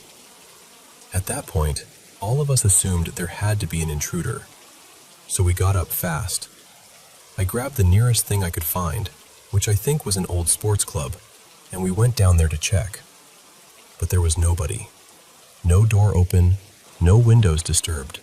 No sign that anyone had come in or gone out. And their basement wasn't the kind of place where somebody could just disappear. Still, I kept trying to explain it away. Maybe she'd caught a glimpse of movement, and her brain filled in the rest. I was determined to stay rational. And then something happened to me. A few months after that, I was back at Mariella's house on a normal afternoon. She was in her room with her new boyfriend, and I was outside in the yard with Braden, tossing a football back and forth. There were only 4 of us there: Mariella, her boyfriend, Braden, me. That was it. 4 people. I remember that clearly. After a while, I went inside to use the bathroom. As I was upstairs, Braden started messing around outside and throwing the football against Mariella's bedroom window. I could hear her getting irritated, telling him to knock it off before he broke something. It sounded like a normal brother-sister argument. Nothing strange about it. Then I stepped out of the bathroom and saw Mariella storming down the hallway. She looked irritated, moving fast, like she was headed to the front door to yell at Braden face to face. I barely even questioned it at first, because I thought I knew exactly who I was looking at. But then something in me made me stop. I turned back. Mariella's bedroom door was still shut. I opened it, and there she was, still inside with her boyfriend. I froze. Then I looked out the window, and Braden was still outside in the yard. I remember asking him, "Did you just come inside?" That moment hit me like ice water, because I had just seen someone walk down that hallway. Not a blur, not a shadow, not some vague movement out of the corner of my eye. I saw a person move past me and turn the corner.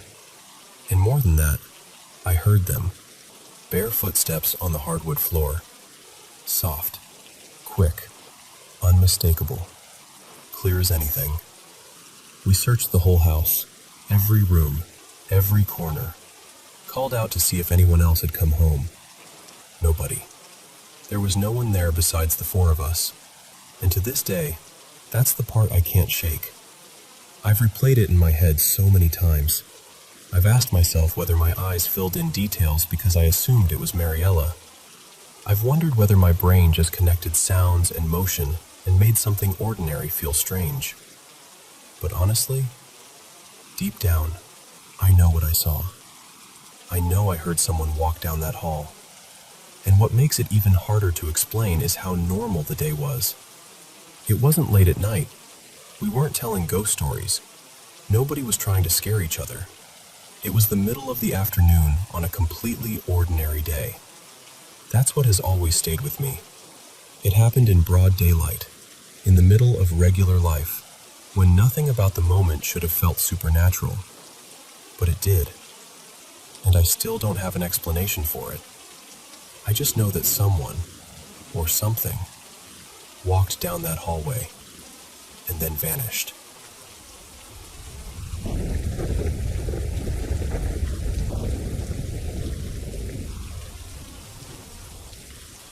I've got a story I still can't explain, and even now, saying it out loud gives me chills. I think I was around 8 years old when it first happened. I had a really bad fever that night, the kind that makes everything feel strange. Time felt blurry, my head was pounding, and even the shadows in my room looked wrong somehow.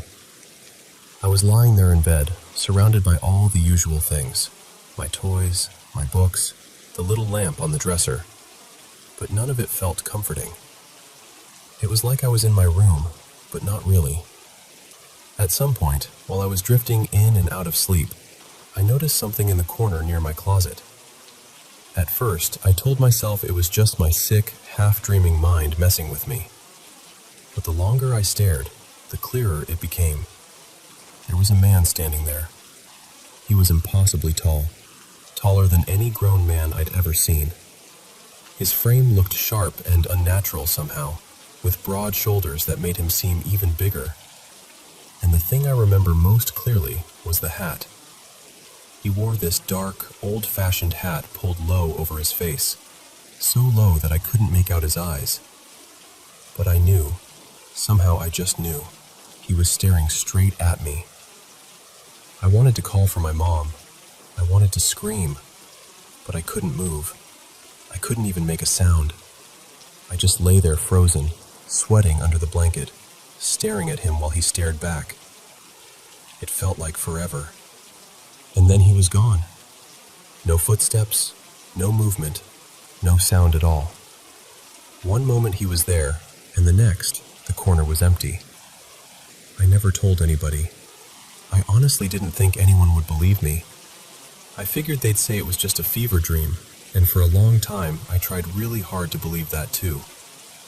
Then years later, maybe 13 years after that night, I was up late scrolling online, just clicking through random articles, when I came across something that made my whole body go cold. It was about this figure people call the Hat Man, a shadowy man seen by people all over the world, usually during sleep paralysis, illness, or those strange states between sleeping and waking. Tall, silent, wearing a hat. And I just sat there staring at the screen, because it was him. It was exactly him. The same shape, the same stillness, the same hat. It felt like somebody had reached into my childhood memory and written it down word for word. I can't even describe what that felt like. Part fear, part shock, and part relief maybe, because suddenly I wasn't the only one. Still, that didn't make it less disturbing. If anything, it made it worse. Because then I had to ask myself, if other people had seen him too, then what exactly did I see that night? Now I'm 26, and I live alone in an old apartment just outside the city. It's quiet here, usually peaceful, maybe a little too quiet sometimes. I have my routines, and most days my life feels normal enough. But every now and then, the nights feel different. The room gets colder for no reason.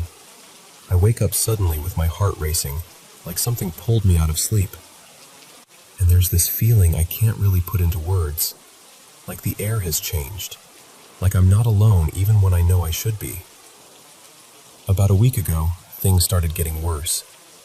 I'd been working late every night, exhausted, staring at a laptop screen for hours. One night, I finally collapsed into bed sometime after 1 in the morning, and I fell asleep almost instantly. Then I had this dream. I was walking down a long hallway with every door standing open, and every time I looked through one of those doors, I saw the same thing.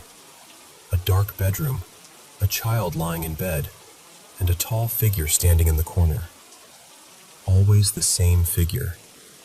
Always the hat. The next night, I told myself I wasn't going to let it get to me. I left the hall light on, put on a podcast for background noise, and tried to sleep like normal. But sometime in the middle of the night, I woke up again. Not because I heard anything, not because of a dream. It was just a feeling. That awful, ancient kind of fear that hits before your mind can explain it. The kind that tells you something is there before you even look.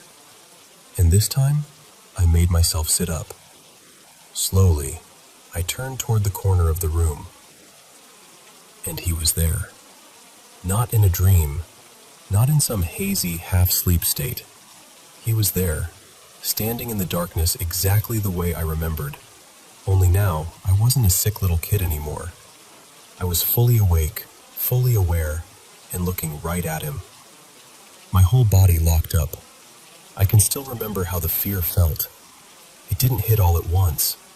It spread slowly, like ice water moving through my chest.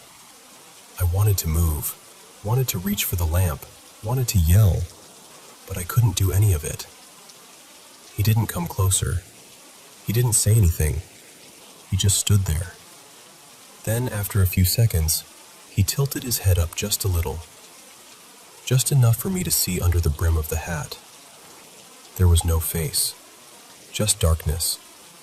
And somehow, that was worse than anything I could have imagined. Because even without eyes, without a mouth, without any features at all, I knew he was looking at me. Then, just like the first time, he vanished. No sound, no warning, just gone.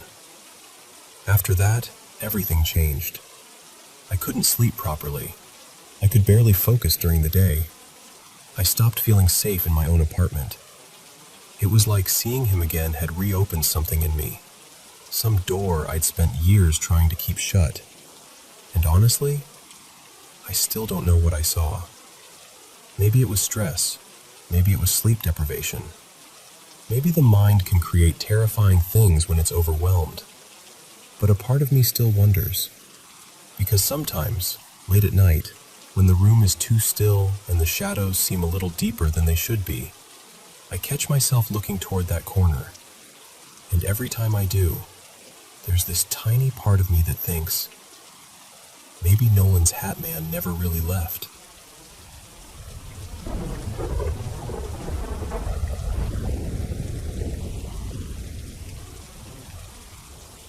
So this happened last autumn, when two of my friends, Tyler and Mason, and I headed up for a weekend camping trip in the Upper Peninsula. We found this really secluded spot way out past an old dirt service road, maybe 5 or 6 miles deep into the woods.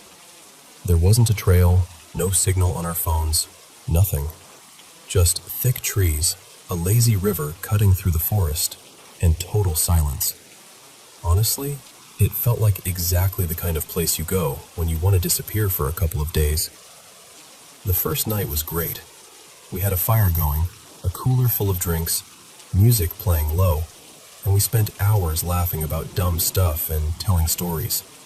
Nothing weird at all. We stayed up late, then eventually crawled into our tents and passed out. But the second night, that's the one I still think about. It was probably around 11. The fire had died down to almost nothing, and we were all getting quiet. That half-awake, half-asleep kind of tired you get when you've been outside all day. Then from his tent, Tyler suddenly goes, really quietly, "Hey, are you guys seeing that?" I sat up and looked across the river. There was a light over there, like a flashlight. It kept blinking in and out between the trees on the other bank, almost like somebody was walking back and forth with it. And the thing was, we hadn't seen another person anywhere the whole time we'd been out there. Mason unzipped his tent and leaned out, staring at it.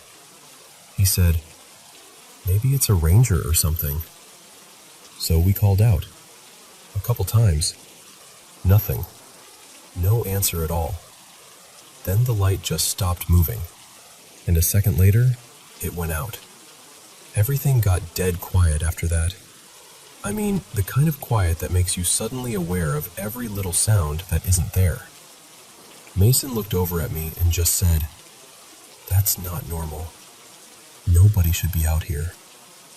But Tyler, who always had to be the one pretending nothing bothered him, threw on his hoodie and said, "I'm gonna check it out. It's probably just some guy messing around." We told him not to, but he was already moving. He went down the bank, found a shallow stretch where some stones broke the surface, crossed the river, and disappeared into the trees. And then we waited. At first, it was only a minute or two, and I figured he'd come back laughing at us for being paranoid. Then it turned into 5 minutes. Then longer. No light. No talking. No movement. Nothing. I was just about to yell for him when all of a sudden we heard branches snapping hard through the woods, like somebody running full speed. Then Tyler came crashing out of the tree line on the other side, soaked, panicked, eyes huge, stumbling back across the rocks. And he just screamed, "Grab your stuff! Right now! We're leaving!" I didn't even ask why. None of us did. We threw whatever we could into our bags, left half our gear behind, and got out of there as fast as we could. We hiked all the way back to the road in the dark, and Tyler didn't say one word the whole time. Not one. The next morning, after we'd barely slept at all, he finally told us what happened. He said when he got across the river, there was nobody there. No campsite, no person, no fire, nothing. Just that flashlight lying on the ground, still on, but barely, flickering like the battery was dying. He said he called out a few times and didn't hear anything back. But then, behind him, somewhere in the trees, he heard breathing. Not footsteps, not someone walking around, just breathing. Heavy, quick breathing, like someone, or something, was standing just out of sight, close enough to hear him, just watching and waiting. He said the second he heard it, he ran. And honestly, I believe him. None of us have gone camping since.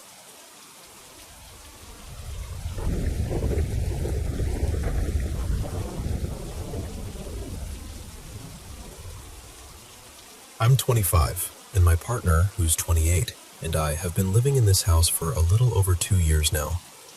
For most of that time, it was easy to brush things off. You know, the usual stuff people say old houses do. Little thuds in the night, a door standing open when we thought we'd closed it, objects not sitting quite where we remembered leaving them. Nothing dramatic, just enough to make you pause for a second and then move on. But lately, it's felt different. He's the practical one out of the two of us, really steady, not the type to get carried away. So when he came upstairs from the basement one night looking genuinely rattled, I paid attention. He'd gone down to switch over the laundry, and when he came back, he told me he'd heard someone call his name. Not vaguely, not like a noise that could be explained away. He said it was clear. What got to him most was that it sounded exactly like his grandmother's voice. She's still alive, and of course she wasn't there, but that's what shook him. Ever since then, he refuses to go downstairs alone. He brings our dog with him every time. At first, I didn't know what to think. Part of me wanted to explain it away because that felt safer than believing it. But then something happened to me too, and now I can't really do that anymore. A couple nights ago, I was staying at my parents' house while they were away, and my partner and I had fallen asleep on a video call with our laptops open. In the morning, he left for work and forgot to end the call. But I left mine going because I could still see our dog curled up on the bed at our place. I was just half watching a movie, glancing over at the screen every so often to check on her. My younger brother, Mason, sometimes stops by our house during his work break, so when the dog suddenly started barking, I assumed it was him. It didn't even register as strange at first. Then I looked over at the laptop screen and saw someone reach into frame. I saw these long arms lean in, pet our dog on the head, and say really calmly, "Good girl." The dog relaxed right away, like she knew whoever it was. Then the person stepped back out of view. For the next several minutes, I could hear movement off camera. Just little sounds, like someone shifting things around or looking for something. And I kept thinking it was Mason, because who else would it be? Then I heard someone cough. And I don't know how to explain it, but the second I heard that, this cold feeling just hit me. I got up and went straight to the other room, because Mason was at my parents' house with me. He had been there the whole time. He hadn't left, not even once. We both came back to look at the laptop screen, and by then, everything had gone quiet. Our dog was just asleep on the bed like nothing had happened. I remember my mind going straight to the most normal explanation I could find, which was that somebody had broken into the house. I called our roommate immediately. She told me she'd been home the whole time, just quietly in her room, and she hadn't seen or heard anyone. And I know people will always ask that, but no, it wasn't her. I'm completely sure of that. That's the part I can't stop replaying. I know what my brother looks like. I know his voice, his build, the way he moves. I saw something that looked enough like him for me to believe it was him without question. And our dog reacted like it was someone familiar. She wasn't scared. She interacted with it. And now he's talking about trying to speak to whatever this is. Not with a Ouija board or anything like that. Just waiting until late at night and calling out, seeing if something answers. But honestly, that scares me more than the activity itself. I don't know if acknowledging it makes things worse. I don't know if ignoring it is smarter, or if that even matters. So that's where I am.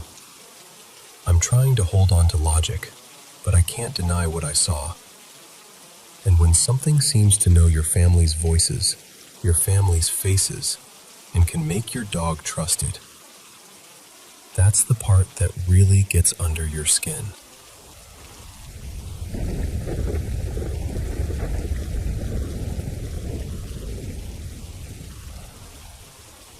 Hey, this has stuck with me for years now. Probably close to a decade, honestly. I remember watching a segment on one of those paranormal TV shows about a business in an industrial park somewhere in Southern California. I can't remember the exact city anymore. Maybe Orange County, maybe the South Bay, but that part never left me. What made it so memorable was the kind of business it was. It wasn't some old inn or abandoned house. It was a high-tech engineering company, the kind of place where people worked with lasers, machinery, and precision equipment. The staff were engineers and scientists, which made the whole thing even more fascinating to me, because these were exactly the kind of people you'd expect to be skeptical. And they were. But they were also genuinely curious. The employees talked about strange activity happening inside the building after hours, and apparently, a lot of it had been captured on security cameras. What I loved was that they didn't come across as frightened or dramatic. They seemed calm, thoughtful, and deeply interested in figuring out what was happening from a scientific angle. They were actually trying to test it, observe it, and make sense of it. That alone would have made the story interesting, but there was another layer to it. Before the engineering company moved in, the same space had been used by a limousine business. The show interviewed some of the former employees from that company too. A lot of the drivers would come back late at night after finishing jobs, dropping off keys, wrapping up paperwork, sometimes even resting there between shifts in the early hours of the morning. And they had their own stories. They talked about objects shifting on their own, keys going missing, sudden noises, flickering lights, all the classic unsettling stuff. But unlike the engineers, the drivers were terrified by it. From what I remember, some of them would bolt out of the building the second something strange happened. I got the impression that the fear around those experiences may have even played a part in the limo company eventually leaving, though I'm a little fuzzy on that detail now. The footage the newer company caught was the part that really blew me away. I remember seeing chairs slide across the floor, laser equipment activating by itself, robotic arms moving when no one was there, bright flashes, and these awful screeching sounds. One detail that really stayed with me was a partition wall or cubicle panel tipping over, which was what apparently made them go back and review the recordings in the first place. Ever since then, I've tried on and off to track down that place again, and I never seem to find the right lead. Every time I search for it, I end up getting unrelated results. Halloween attractions, haunted house events, things like that. But never the industrial park or the business I remember from the show. I guess what I really want to know is whether that company, or maybe a similar one there now, ever kept testing the activity. Whether anything else happened. Whether the strange events continued. For some reason, the fact that the witnesses were researchers and technical people made the whole story feel especially compelling to me. Not because that proves anything on its own, but because they seemed careful, observant, and serious about what they were seeing. And honestly, even now, I still find it incredibly intriguing. It's one of those stories that lingers with you.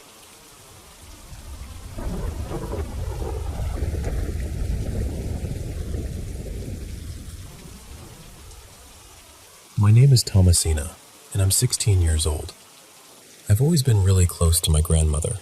She's deeply religious, so her house has always been filled with crosses, little saint statues, framed prayers, that kind of thing. It's just how her home has always felt. When I was about 13, I stayed with her for a few days. The room I slept in was full of religious items too, like a crucifix above the bed and small figures of Jesus on the dresser. I remember arriving that first morning, and she was already standing at the front door waiting for me. I had barely stepped inside when I started heading toward the kitchen to get a glass of water, since it was right across from the entrance. But my grandmother stopped me right away and said she would bring it to me herself, and that I needed to go straight to my room and stay there for a while. That immediately felt strange to me, but I listened. She was pretty strict, and I didn't feel like arguing. So I went into the room and started setting my bags down on the bed so I could unpack. While I was doing that, I suddenly heard a loud noise from the kitchen, like a glass had crashed onto the floor. I yelled out, asking my grandmother if she was okay, but she didn't answer. At that point, I got worried and started toward the door. But before I could even leave, the crucifix above my bed fell down, and the bedroom door slammed shut. The window was open, so I told myself it was probably just the wind, but I was already scared. I hurried to open the door, wanting to check on my grandmother, and somehow it wouldn't open. It felt stuck. I started shouting for her, panicking a little, and then all of a sudden, she walked in holding a glass of water like everything was completely normal. I just stared at her and asked what had happened. And she looked at me very seriously and said, "I told you not to leave your room." That only confused me more. I asked her what she meant and told her I'd heard something break in the kitchen. She said nothing had broken and that she had no idea what I was talking about. Then she told me she'd be in the living room and that I could come out whenever I was ready. I told her I'd come out after I finished unpacking. Then I turned and looked at the bed, and the crucifix was back on the wall. I hadn't touched it. That honestly scared me more than anything else. I didn't know what to think, so I lay down for a while and tried to calm myself. I must have drifted off, because when I woke up, it was already close to dinner time, and my grandmother still hadn't called me. I figured I had a little more time to finish putting my clothes away. While I was organizing some shirts in the closet, I noticed a Bible pushed way in the back. It looked almost brand new from the outside, like it had barely been used. I thought maybe my grandmother had forgotten about it, so I took it with me to give it back to her. When she called me to eat, I handed it to her. The second she opened it, her whole face changed. She went pale.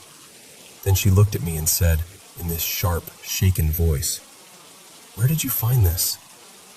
I told her it had been in the back of the closet.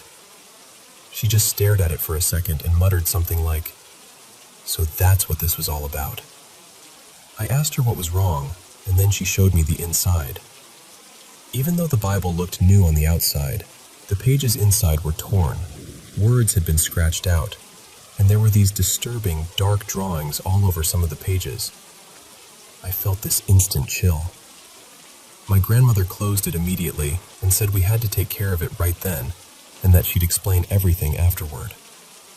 We went out to the patio, and she brought out a box of matches. She burned the Bible herself and stayed there until it was nothing but ash. But from that day on, strange things had started happening around the house. When I told her everything I had experienced in the room, she said she believed that woman had left something deeply wrong behind. Something evil, something intentional. She said that was why she didn't want me wandering around the house earlier. She thought whatever had attached itself to that Bible was causing all of it. And the strangest part? After she burned it, everything stopped. Nothing like that ever happened in her house again.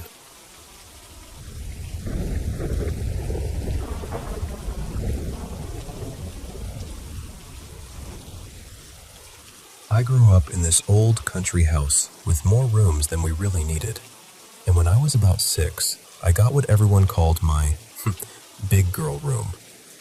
My parents thought it would be exciting for me, like this big milestone, you know? But from the very beginning, I hated that room. It wasn't because I was some especially fearful kid either. I really wasn't.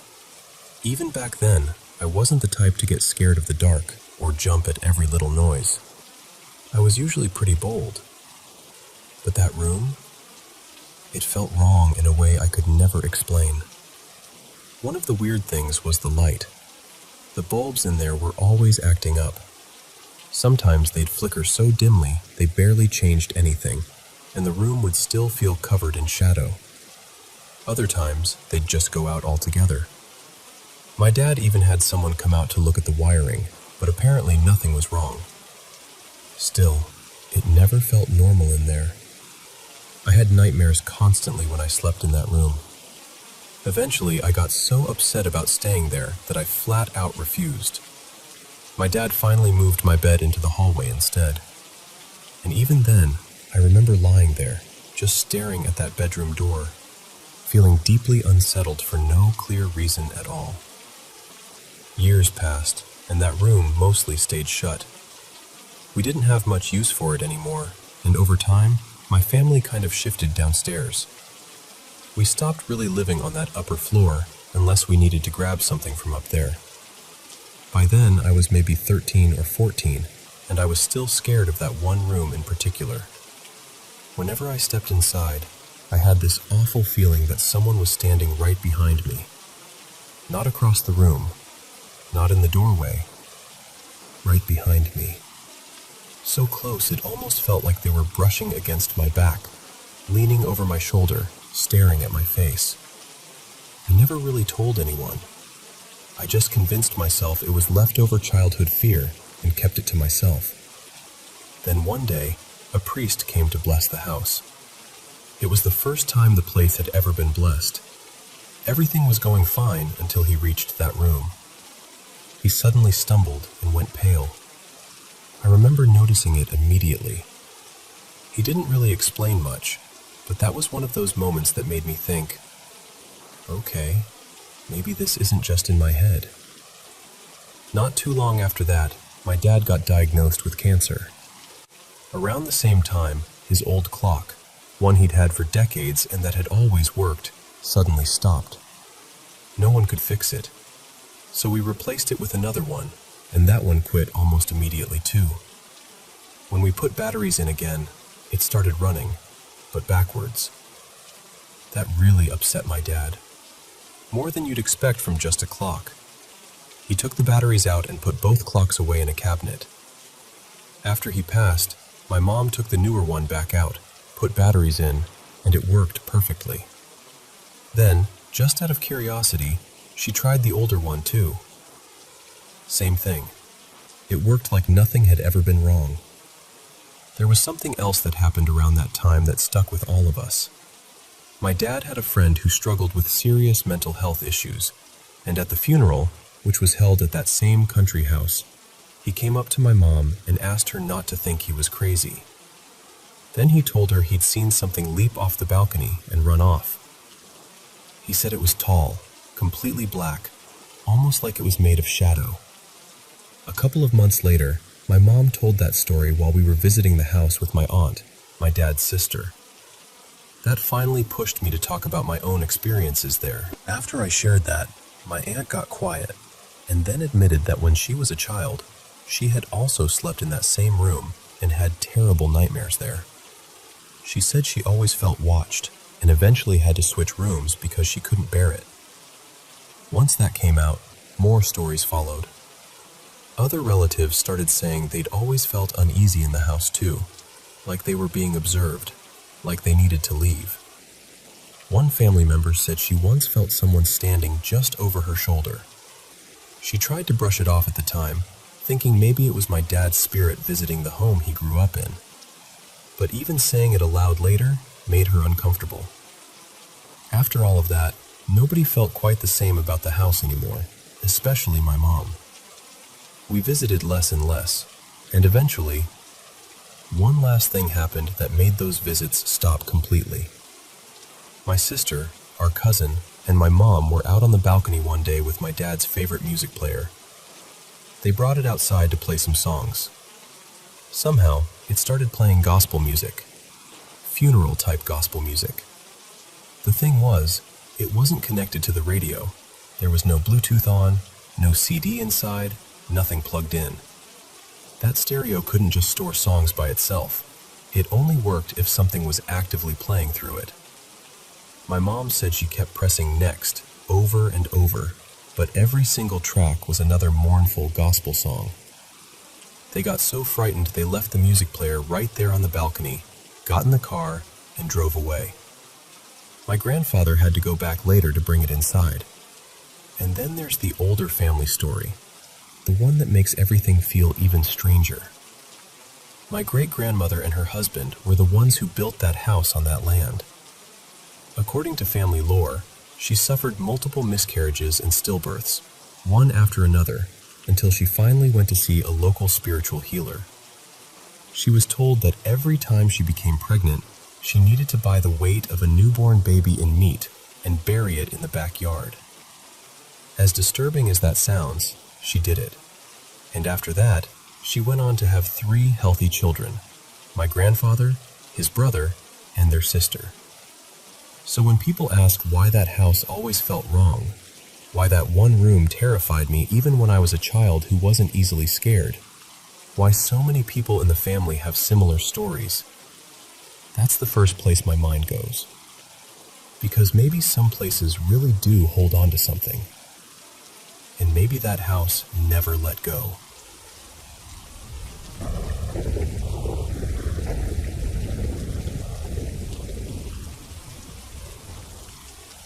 I was 19 when this started, and I'm 26 now. And honestly, part of me still feels like I've never really gotten away from it. Back in college, I became convinced that something dark attached itself to me. I know how that sounds, but I believe it with everything in me. Looking back, I think it started with this old painted portrait of the founder of my dorm. The portrait had gone missing, and for some reason, I thought it would be a good idea to track it down and bring it back, like I was doing something noble. That was my first mistake. That whole year, people in my dorm kept going through these bizarre, awful things. It was one thing after another. A girl on my floor, who had never had allergies in her life, suddenly went into anaphylactic shock and had to be rushed to the hospital. The doctors never found a reason. Another student was driving late one night on a back road and hit a horse that had gotten loose. Her car was nearly destroyed, and she was lucky to survive. Someone else got into a serious wreck. Another person tumbled down the stairs and fractured their ankle. And then there were all these other strange, heartbreaking things that kept happening around us.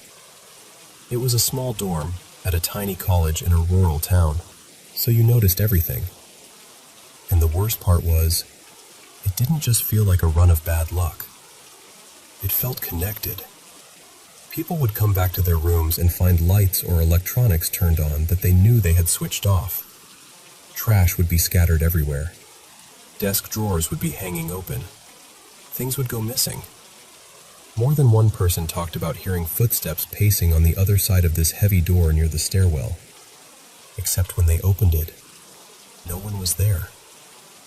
And there was this heaviness in the building, like something was pressing down on all of us. It got to the point where I went to talk to a theology professor because I didn't know what else to do.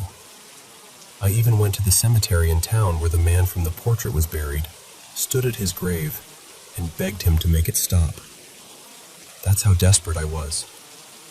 What really shook me was that it wasn't just me. Everyone felt it in some way. One night, 2 other people and I each had separate dreams about the same thing. A shadowy figure, almost like a man made of fog, standing over us while we watched ourselves sleeping. One of those people woke up and found their dorm room door unlocked and standing open. By the end of that school year, I couldn't do it anymore. I moved out and got an apartment off campus. But that summer, before I officially left for good, I was still working for the school while youth camps were using the dorms. After one camp checked out, another worker and I had to do a routine walkthrough of my old building. I went back up to my old hallway, and for some unbelievably stupid reason, I called out to whatever had been there. I don't know what I expected. Maybe I wanted proof. Maybe I wanted to feel brave. Instead, I heard this sudden, violent pounding on a huge metal door at the far end of the hall. I ran harder than I've ever run in my life. I never went back into that dorm after that. And the really unsettling part?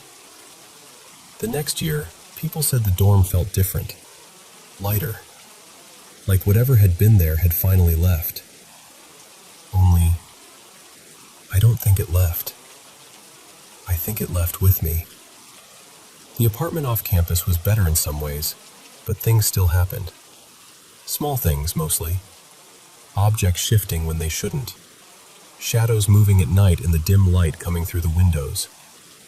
Nothing as dramatic as before, but enough to let me know something was still there, still close. After that, I moved again, this time into an apartment with a roommate while I was in grad school, and it all kept going. Lights would slowly brighten and dim on their own. Chairs in the kitchen would be pulled way out from the table, like someone had just stood up from them. We'd hear heavy footsteps racing down the hallway at all hours, day or night. I was so overwhelmed at that point that I called a priest, hoping someone would finally take me seriously. He brushed me off completely. I can't even explain how defeated that made me feel. Now I live in a house with my husband, and things still happen. Not constantly, not like in college, but enough that I can't pretend it's over. One day, an old handmade broom appeared in our furnace closet. Rough wooden handle, thick straw, something that looked like it belonged in another time. Neither of us will touch it. Faucets turn on by themselves.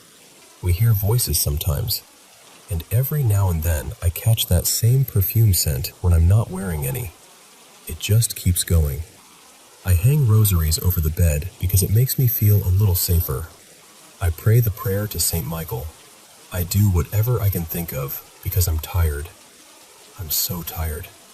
Sometimes when I'm trying to fall asleep, I hear these rough, raspy voices right by my ear telling me to wake up. My family has always been sensitive to things like this, so I grew up believing the paranormal was real. That part has never been hard for me. What's hard is living with the feeling that something has stayed with me all these years, moving from place to place, waiting for me to notice it again. And more than anything, I just want to know if it's ever going to end.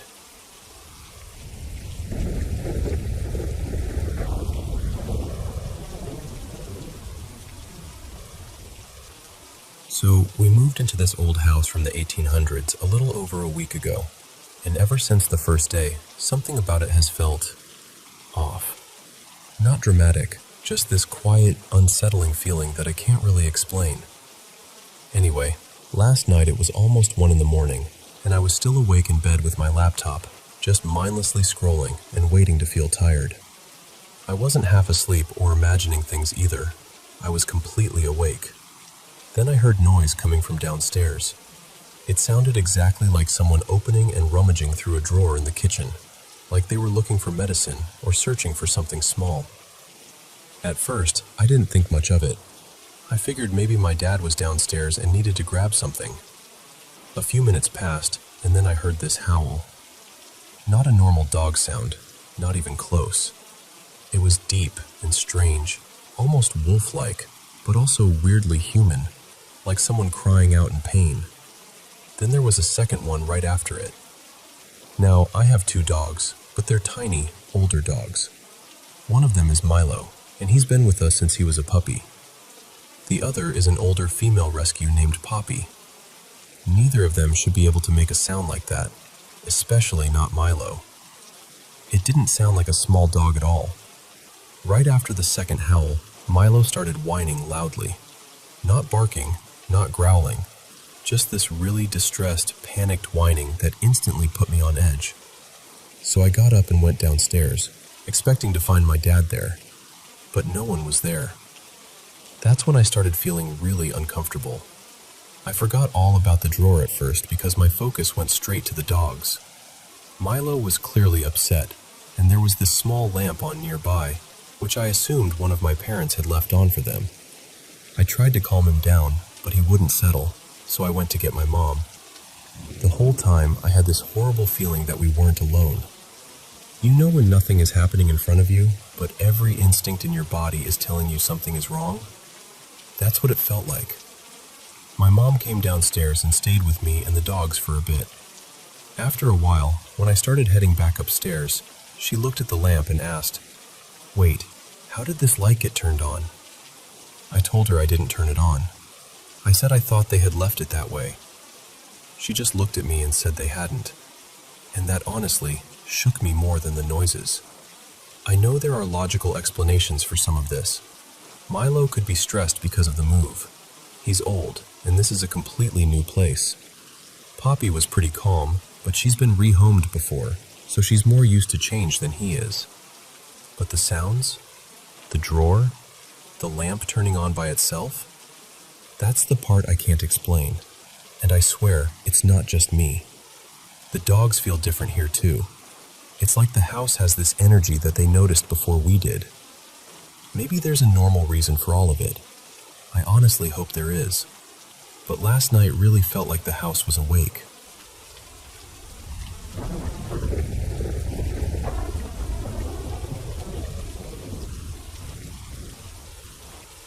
Hey, I wanted to share something that happened to me and see if anyone else has ever gone through anything like this. A couple of days ago, I went to this museum in Savannah with my partner, and before I say anything else, I want to be clear that this is not me criticizing the place at all.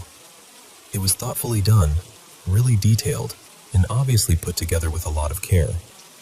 But for some reason, I couldn't stay. The moment I stepped inside, I felt this really intense heaviness. It hit me almost immediately.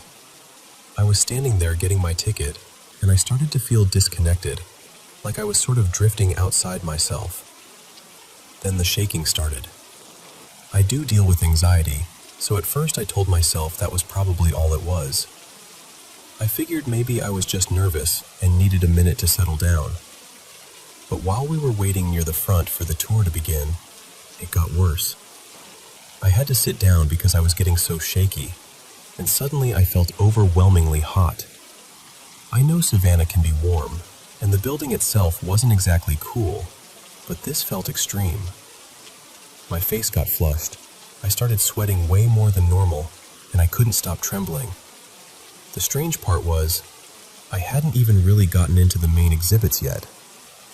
As we moved farther into the museum, everything intensified. What started as heat and shaking turned into this pressure in my chest and this deep, crushing exhaustion. It wasn't like my usual anxiety attacks. I wasn't crying, I wasn't spiraling, and I didn't feel that familiar panic. It was more like this heavy, draining force that kept building the deeper I went. There were certain rooms where it felt especially strong. In one corner, I honestly felt like I shouldn't even get too close. I remember avoiding certain objects without fully understanding why. A few times I had to lean on my partner because I felt so unsteady, like I might actually pass out if I stood there too long. By the time we made it through one of the more disturbing exhibit rooms, I finally turned to him and said, "I need to leave right now." So we did. We headed straight for the exit. And even after we got outside, it didn't stop right away. I was still shaking and sweating for close to an hour afterward, and I felt unbelievably drained. Then, little by little, my energy came back. What really stays with me is how different it felt from normal fear or anxiety. I've been to creepy places before. I've seen unsettling exhibits, old buildings, all kinds of things, and I'm usually fine. Growing up, my sisters and I had experiences we couldn't explain. And even my kids have said things over the years that made me believe there's more out there than we always understand. So I've never been someone who automatically dismisses strange experiences.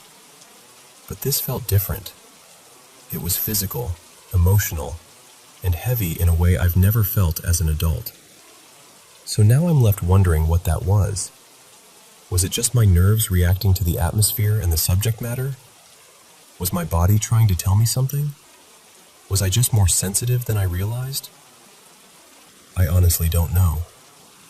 Part of me wonders if I should try going back, since the ticket is still valid and I didn't get to finish. But another part of me feels like maybe I shouldn't push it.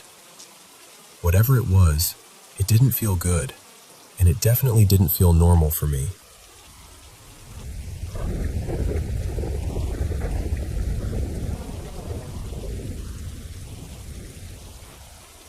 Hey, I've never really known what to call this story, so I'm just going to tell it the way I lived it. My husband Ryan and I have been together since 2018, and for almost as long as we've been together, strange things have happened around us. Not subtle little creaks or maybe I imagined that moments either. I'm talking about faucets turning on by themselves, cabinet doors swinging open and slamming shut, heavy doors closing when they normally have to be shoved, and banging on windows hard enough to scare everybody in the house. At one point, we had friends over and all of us heard it. One of them was so shaken up she almost booked a hotel for the night. But the part that really stuck with me started about 2 years ago, when everything seemed to get more intense. At the time, we were living on my in-laws' property, in this big detached garage that had been turned into a studio apartment. The main house was nearby, but we had our own separate space. One night, I woke up out of a dead sleep because I heard what sounded like a police siren doing that quick little chirp, like when an officer is trying to get someone's attention. I opened my eyes expecting to see flashing lights through the blinds. Before I could even process it, Ryan shot straight out of bed. Not slowly, not groggy, just instantly upright like something had jolted him awake. He started pacing at the foot of the bed, and I kept asking him what was wrong, what happened, what he heard. He looked at me and said he didn't hear a siren at all. He said he heard his mom's name screamed right in his face. I looked at my phone. It was 3:25 in the morning. I was ready to text his mom right then, just to make sure she was okay, but Ryan told me to wait and call her in the morning. We tried to lay back down, but neither of us could settle. At one point, he asked if I was touching his back. Both my hands were flat on the bed beside me. We finally drifted back to sleep, and when our alarms went off at 5, he called his mom immediately. He asked how she'd slept, and she said, "Not very well." He asked why. She said, "Because somebody yelled my name in my face around 3:30. She lived about 45 minutes away, in the house Ryan grew up in. So that's the kind of thing I mean. Not just creepy, shared. The family's first thought was his uncle, who had passed away in that childhood home after a long battle with cancer. Ryan had been there, holding his hand when he died. But even Ryan said he'd experienced weird things in that house long before his uncle ever got sick, so that explanation never fully fit. A few months later, Ryan was out late with friends, and I was asleep when he got home sometime after 1 in the morning. I heard him come into the bedroom and head straight into the bathroom. He flipped the light on, and I called out, "Hey babe, how was your night?" Right as he started answering, this massive bang exploded through the room. It scared both of us so badly we jumped. We turned on every light and started looking around, and that's when we saw it. The dresser between us had its bottom drawer kicked inward. Not slightly off track. I mean shoved in so hard it had broken off the rails. There was almost nothing in it, just a pair of jeans and an old t-shirt, so it wasn't from weight or pressure. It looked like someone had physically kicked it. Then, a few months after that, there was this old racing clock I had hanging on the wall. A friend had picked it up for me at a thrift store because I love vintage NASCAR stuff. It never worked. I never even put batteries in it because it was basically just decoration at that point. No batteries. No explanation. And all throughout that period, the smaller things kept happening too. Roommates saw it. Friends saw it. One roommate's girlfriend was home alone one day, lying in bed, when their bedroom door slowly opened all the way on its own. That door dragged hard against the carpet and took effort to move. She got up and left the house right after that. That's part of why I stopped believing this was just one familiar spirit, or one family member hanging around. Why would it do things like that to random people in the house? Why make everyone feel unsafe? Eventually, Ryan and I bought our own home. We got the keys in July last year, and honestly, It felt like a fresh start. No roommates, no old property, no history attached to the place. For a while, everything was peaceful. All the strange activity stopped, and I really thought maybe whatever it was had been tied to the old house. Then it came back, and somehow, it seemed to come back for my in-laws too. One night last week, Ryan was out with friends again, and I was lying in bed by myself. I heard footsteps move down the hallway toward our room. Clear footsteps. I called out for him, but there was no answer. I checked his location on my phone, and he was still out.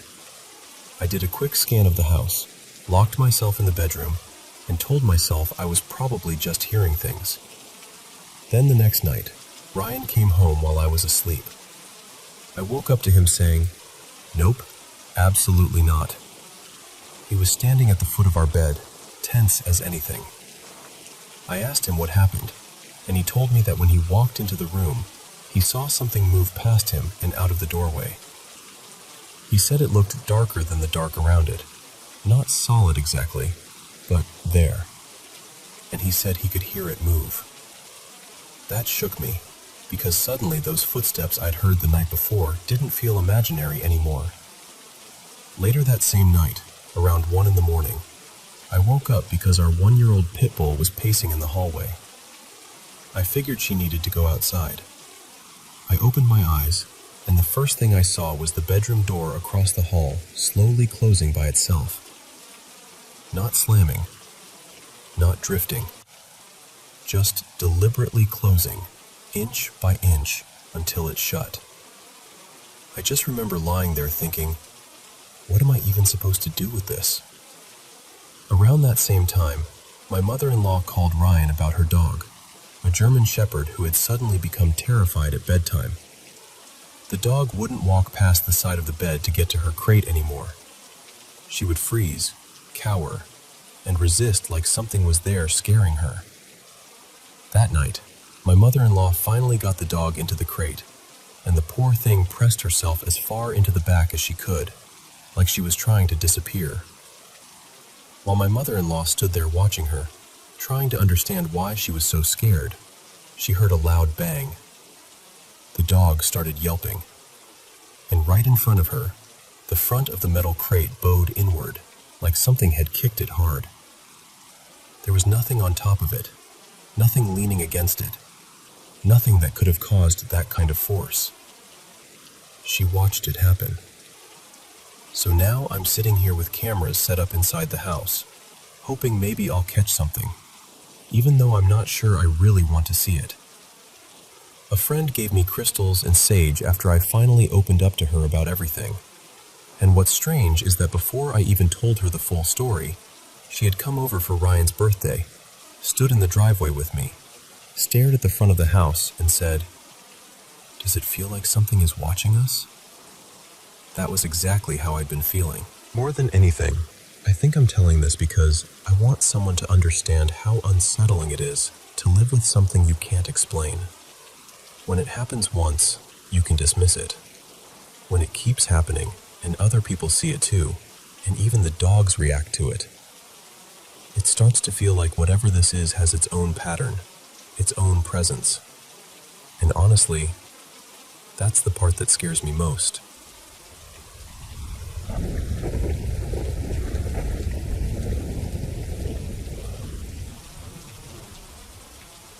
Hey, so before I get into this, I need to say this is one of those things I still can't fully explain. I've never had anything like it happen before, and honestly, I hope I never do again. But at the same time, I still catch myself wondering what exactly happened that night. At the time, I'd been living in that house for about 5 years, and up until then, I'd never once felt uneasy there.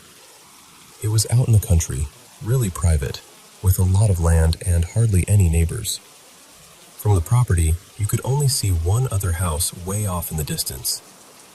The place itself was huge, with the main house upstairs and an in-law suite downstairs that was basically its own apartment, separate entrance, kitchen, laundry, bedrooms, the whole thing. I was a couple of years into a divorce back then, and my ex hadn't been around the property in a long time because of a court order. During that stretch of my life, a few close friends had moved in with me, and over time, they became like family. One of them, my best friend, was staying in the downstairs suite with her boyfriend most weekends. That night, my daughter, who was almost 18, had a couple of her friends over. My son, who was a little younger, had a few buddies there too. Everybody was asleep by the time any of this happened, and none of them noticed a thing. Earlier that evening, around 7, I'd talked with my best friend for a bit. Then I went out with a couple of friends. She and her boyfriend stayed home like usual, hanging out downstairs. I got back to the house sometime around 3 in the morning. One of my guy friends was driving me home in his pickup, and we came rolling up the driveway with the windows down, music playing, just in that carefree late-night mood. We pulled up near the garage. I hopped out, punched in the code, and opened the garage door. Then we stood there outside his truck for a minute while he finished a cigarette and we kept talking. And then, all at once, everything went quiet. I didn't even fully register it in the moment, but looking back, that silence is one of the parts that sticks with me the most. No insects, no frogs, no breeze, nothing. Just this dead, total silence. Then I heard something. It came from somewhere near the edge of the outbuilding behind me, maybe 70 or 80 feet away. I still can't describe the sound properly. It was strange, but vague enough that at first I thought maybe I'd imagined it. So I told my friend, "Wait, stop talking for a second." And then I heard it again, only closer. This time, it sounded exactly like a baby crying. Not vaguely, not sort of. It was clear as day, like an infant crying out in the dark. The second I heard it, I was hit with this overwhelming wave of fear. I don't mean I felt nervous or spooked. I mean I had this raw, instinctive certainty that if I stayed where I was, something terrible was going to happen. Like every part of me was screaming, "Get inside right now." I grabbed my friend and told him to put the cigarette out. I basically dragged him into the house, shut the garage, locked the door to the garage, and started turning off lights and closing blinds as we moved through the house. I checked on all the kids first. They were asleep, completely peaceful, no sign that anything had disturbed them. Then I went through the rest of the house, checking doors, windows, locks, all of it, until I finally felt like I could breathe a little. The next day, around 11 or so, my best friend came upstairs like she usually did, so we could figure out breakfast for the kids and just talk. She sat down on the edge of my bed and said, "Okay, I almost don't even want to tell you this because you're going to think I'm insane." I just stared at her because I already knew. She told me that earlier that same night, she and her boyfriend had been outside on the downstairs patio. They had music on, the patio lights were glowing, and they were just sitting out there talking, smoking, relaxing. Then they heard a strange sound too. She said neither of them could really explain it, only that it was something they absolutely did not expect to hear out there. As they listened, it started to sound like something moving fast through tall grass. Except the strange thing was that it felt close, much closer than it should have been, and yet they couldn't see anything at all. She said both of them were hit with the same awful feeling at the exact same time. Pure dread, like immediate danger was right there with them. Her boyfriend, this big ex-military guy who was not easily rattled, apparently jumped up and told her to get inside now. They ran into the suite, locked the patio door, shut the curtains, and stayed in for the rest of the night. When we compared notes, it sounded like her experience had happened maybe 20 or 30 minutes before mine. That was the part that really got me. If it had just been me, I probably would have spent years trying to convince myself I was overtired, or tipsy, or overreacting. But it wasn't just me. She felt it. Her boyfriend felt it. My friend heard what I heard. Different parts of the property, same night, same kind of fear. I still don't know what it was. I've turned it over in my head so many times. I've tried to explain it logically, and I've also let myself wonder about the things that don't fit into logic so neatly. Whatever it was, it left this mark on me. Not because I saw something, because I didn't. Not because anything physical happened, because nothing did. It was the feeling. That absolute, unmistakable sense that something was deeply wrong, and that every instinct I had was telling me to run. And even now, after all this time, that's the part I can still feel.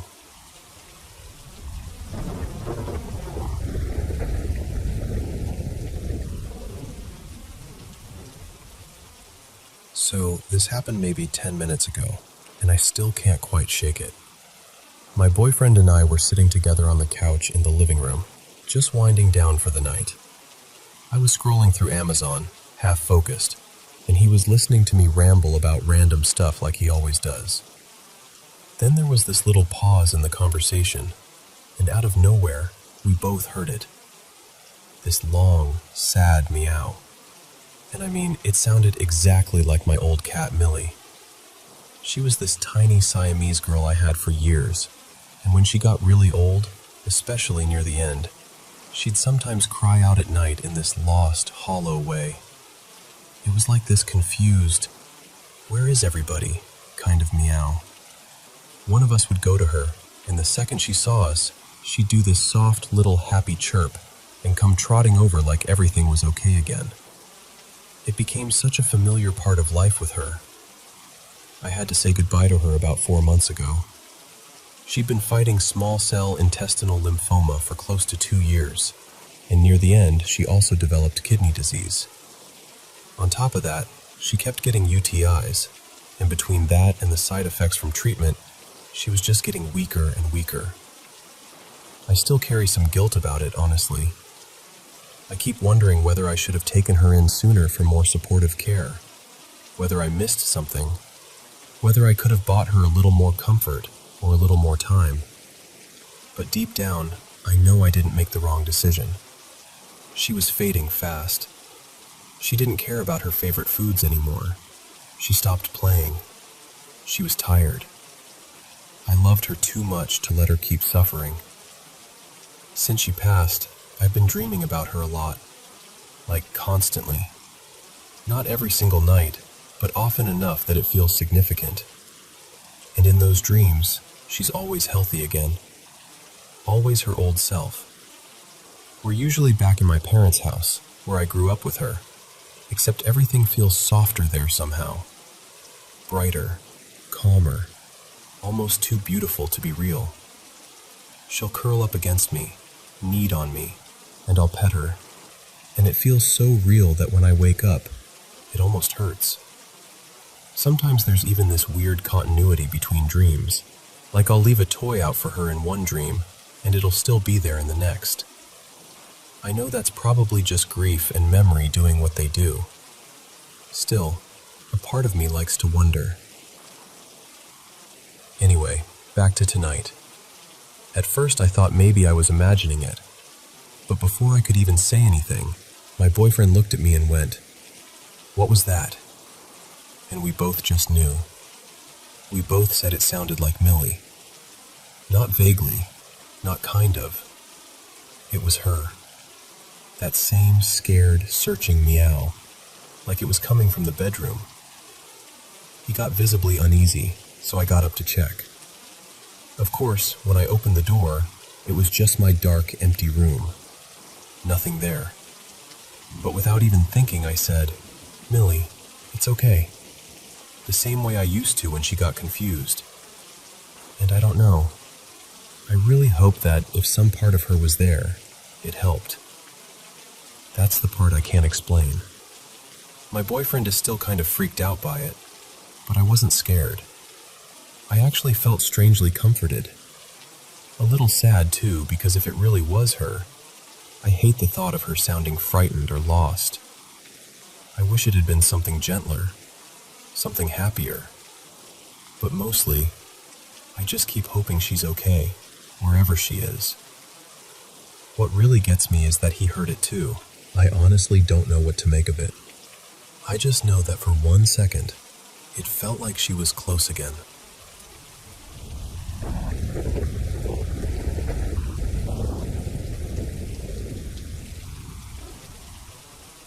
Okay, so I've been working in this little metaphysical shop for almost 5 years now.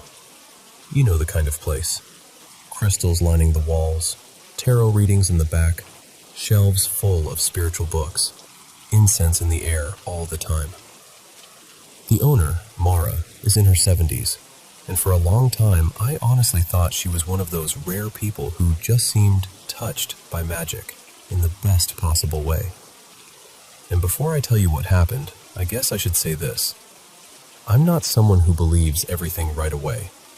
I'm actually pretty skeptical by nature. I've got 2 bachelor's degrees, a master's, and a doctorate, so I'm used to questioning things and looking for explanations. I'm not saying that to brag. I'm mostly saying it because I want you to understand that I'm not usually the person who jumps straight to, "It was supernatural." I started working at the shop after trying to build my own small business during the pandemic. That's when I met Mara. We clicked pretty quickly. She liked that I knew a lot about crystals and mineral lore, but I think she also liked that I came from an academic background. I'd spent some time teaching online, and honestly, it made me miserable. That whole path I thought I was going to have just slipped away. Working in the shop ended up becoming this unexpected chapter in my life. And Mara, she really did become like family to me. She helped me more than I can explain. She was generous, kind, and there was this almost fairy godmother quality about her.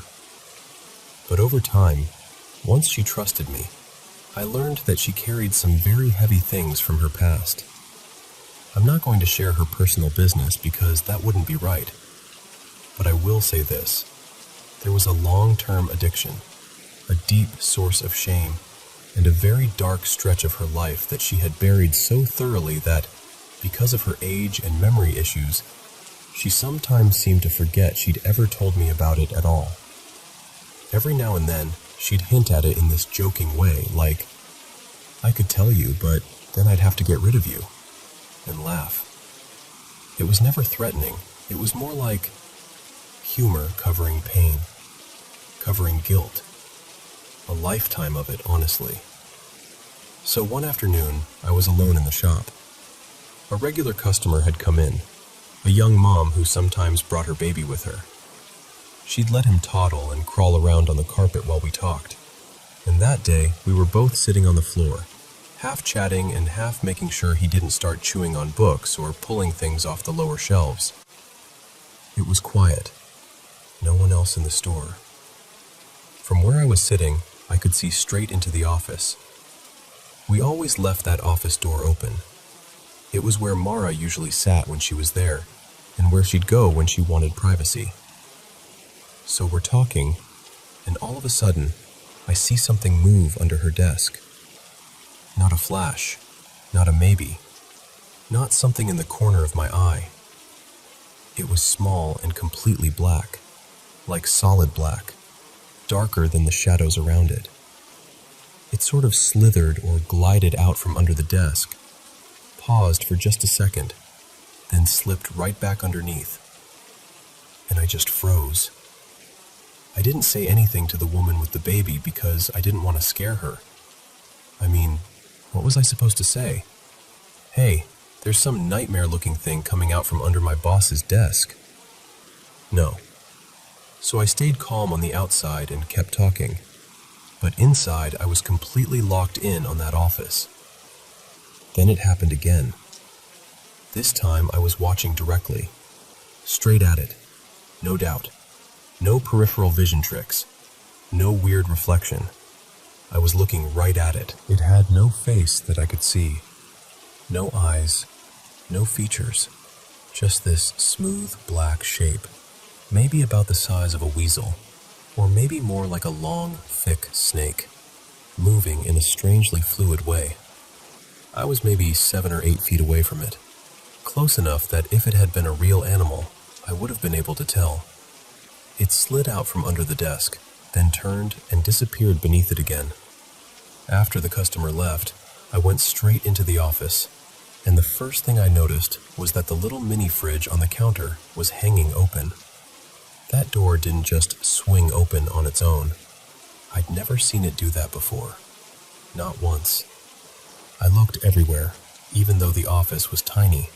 Just stacked boxes, minerals, crystal inventory, papers, the usual clutter. There was nowhere for anything to really hide, but there was nothing there. Still, the whole room felt wrong. My skin prickled the second I stepped inside. I had goosebumps all over. Later on, I couldn't shake the feeling that whatever I saw had something to do with Mara. Not her exactly, but maybe something attached to her. Something old. Something dark that had followed her through life, feeding on the pain and secrecy she carried. That's just a feeling, obviously. I can't prove that. Maybe there's another explanation. Maybe someone out there would hear this and know exactly what kind of thing it sounds like. But I know what I saw, and even though I never saw it again, I can still picture it perfectly. I don't think I'll ever forget it.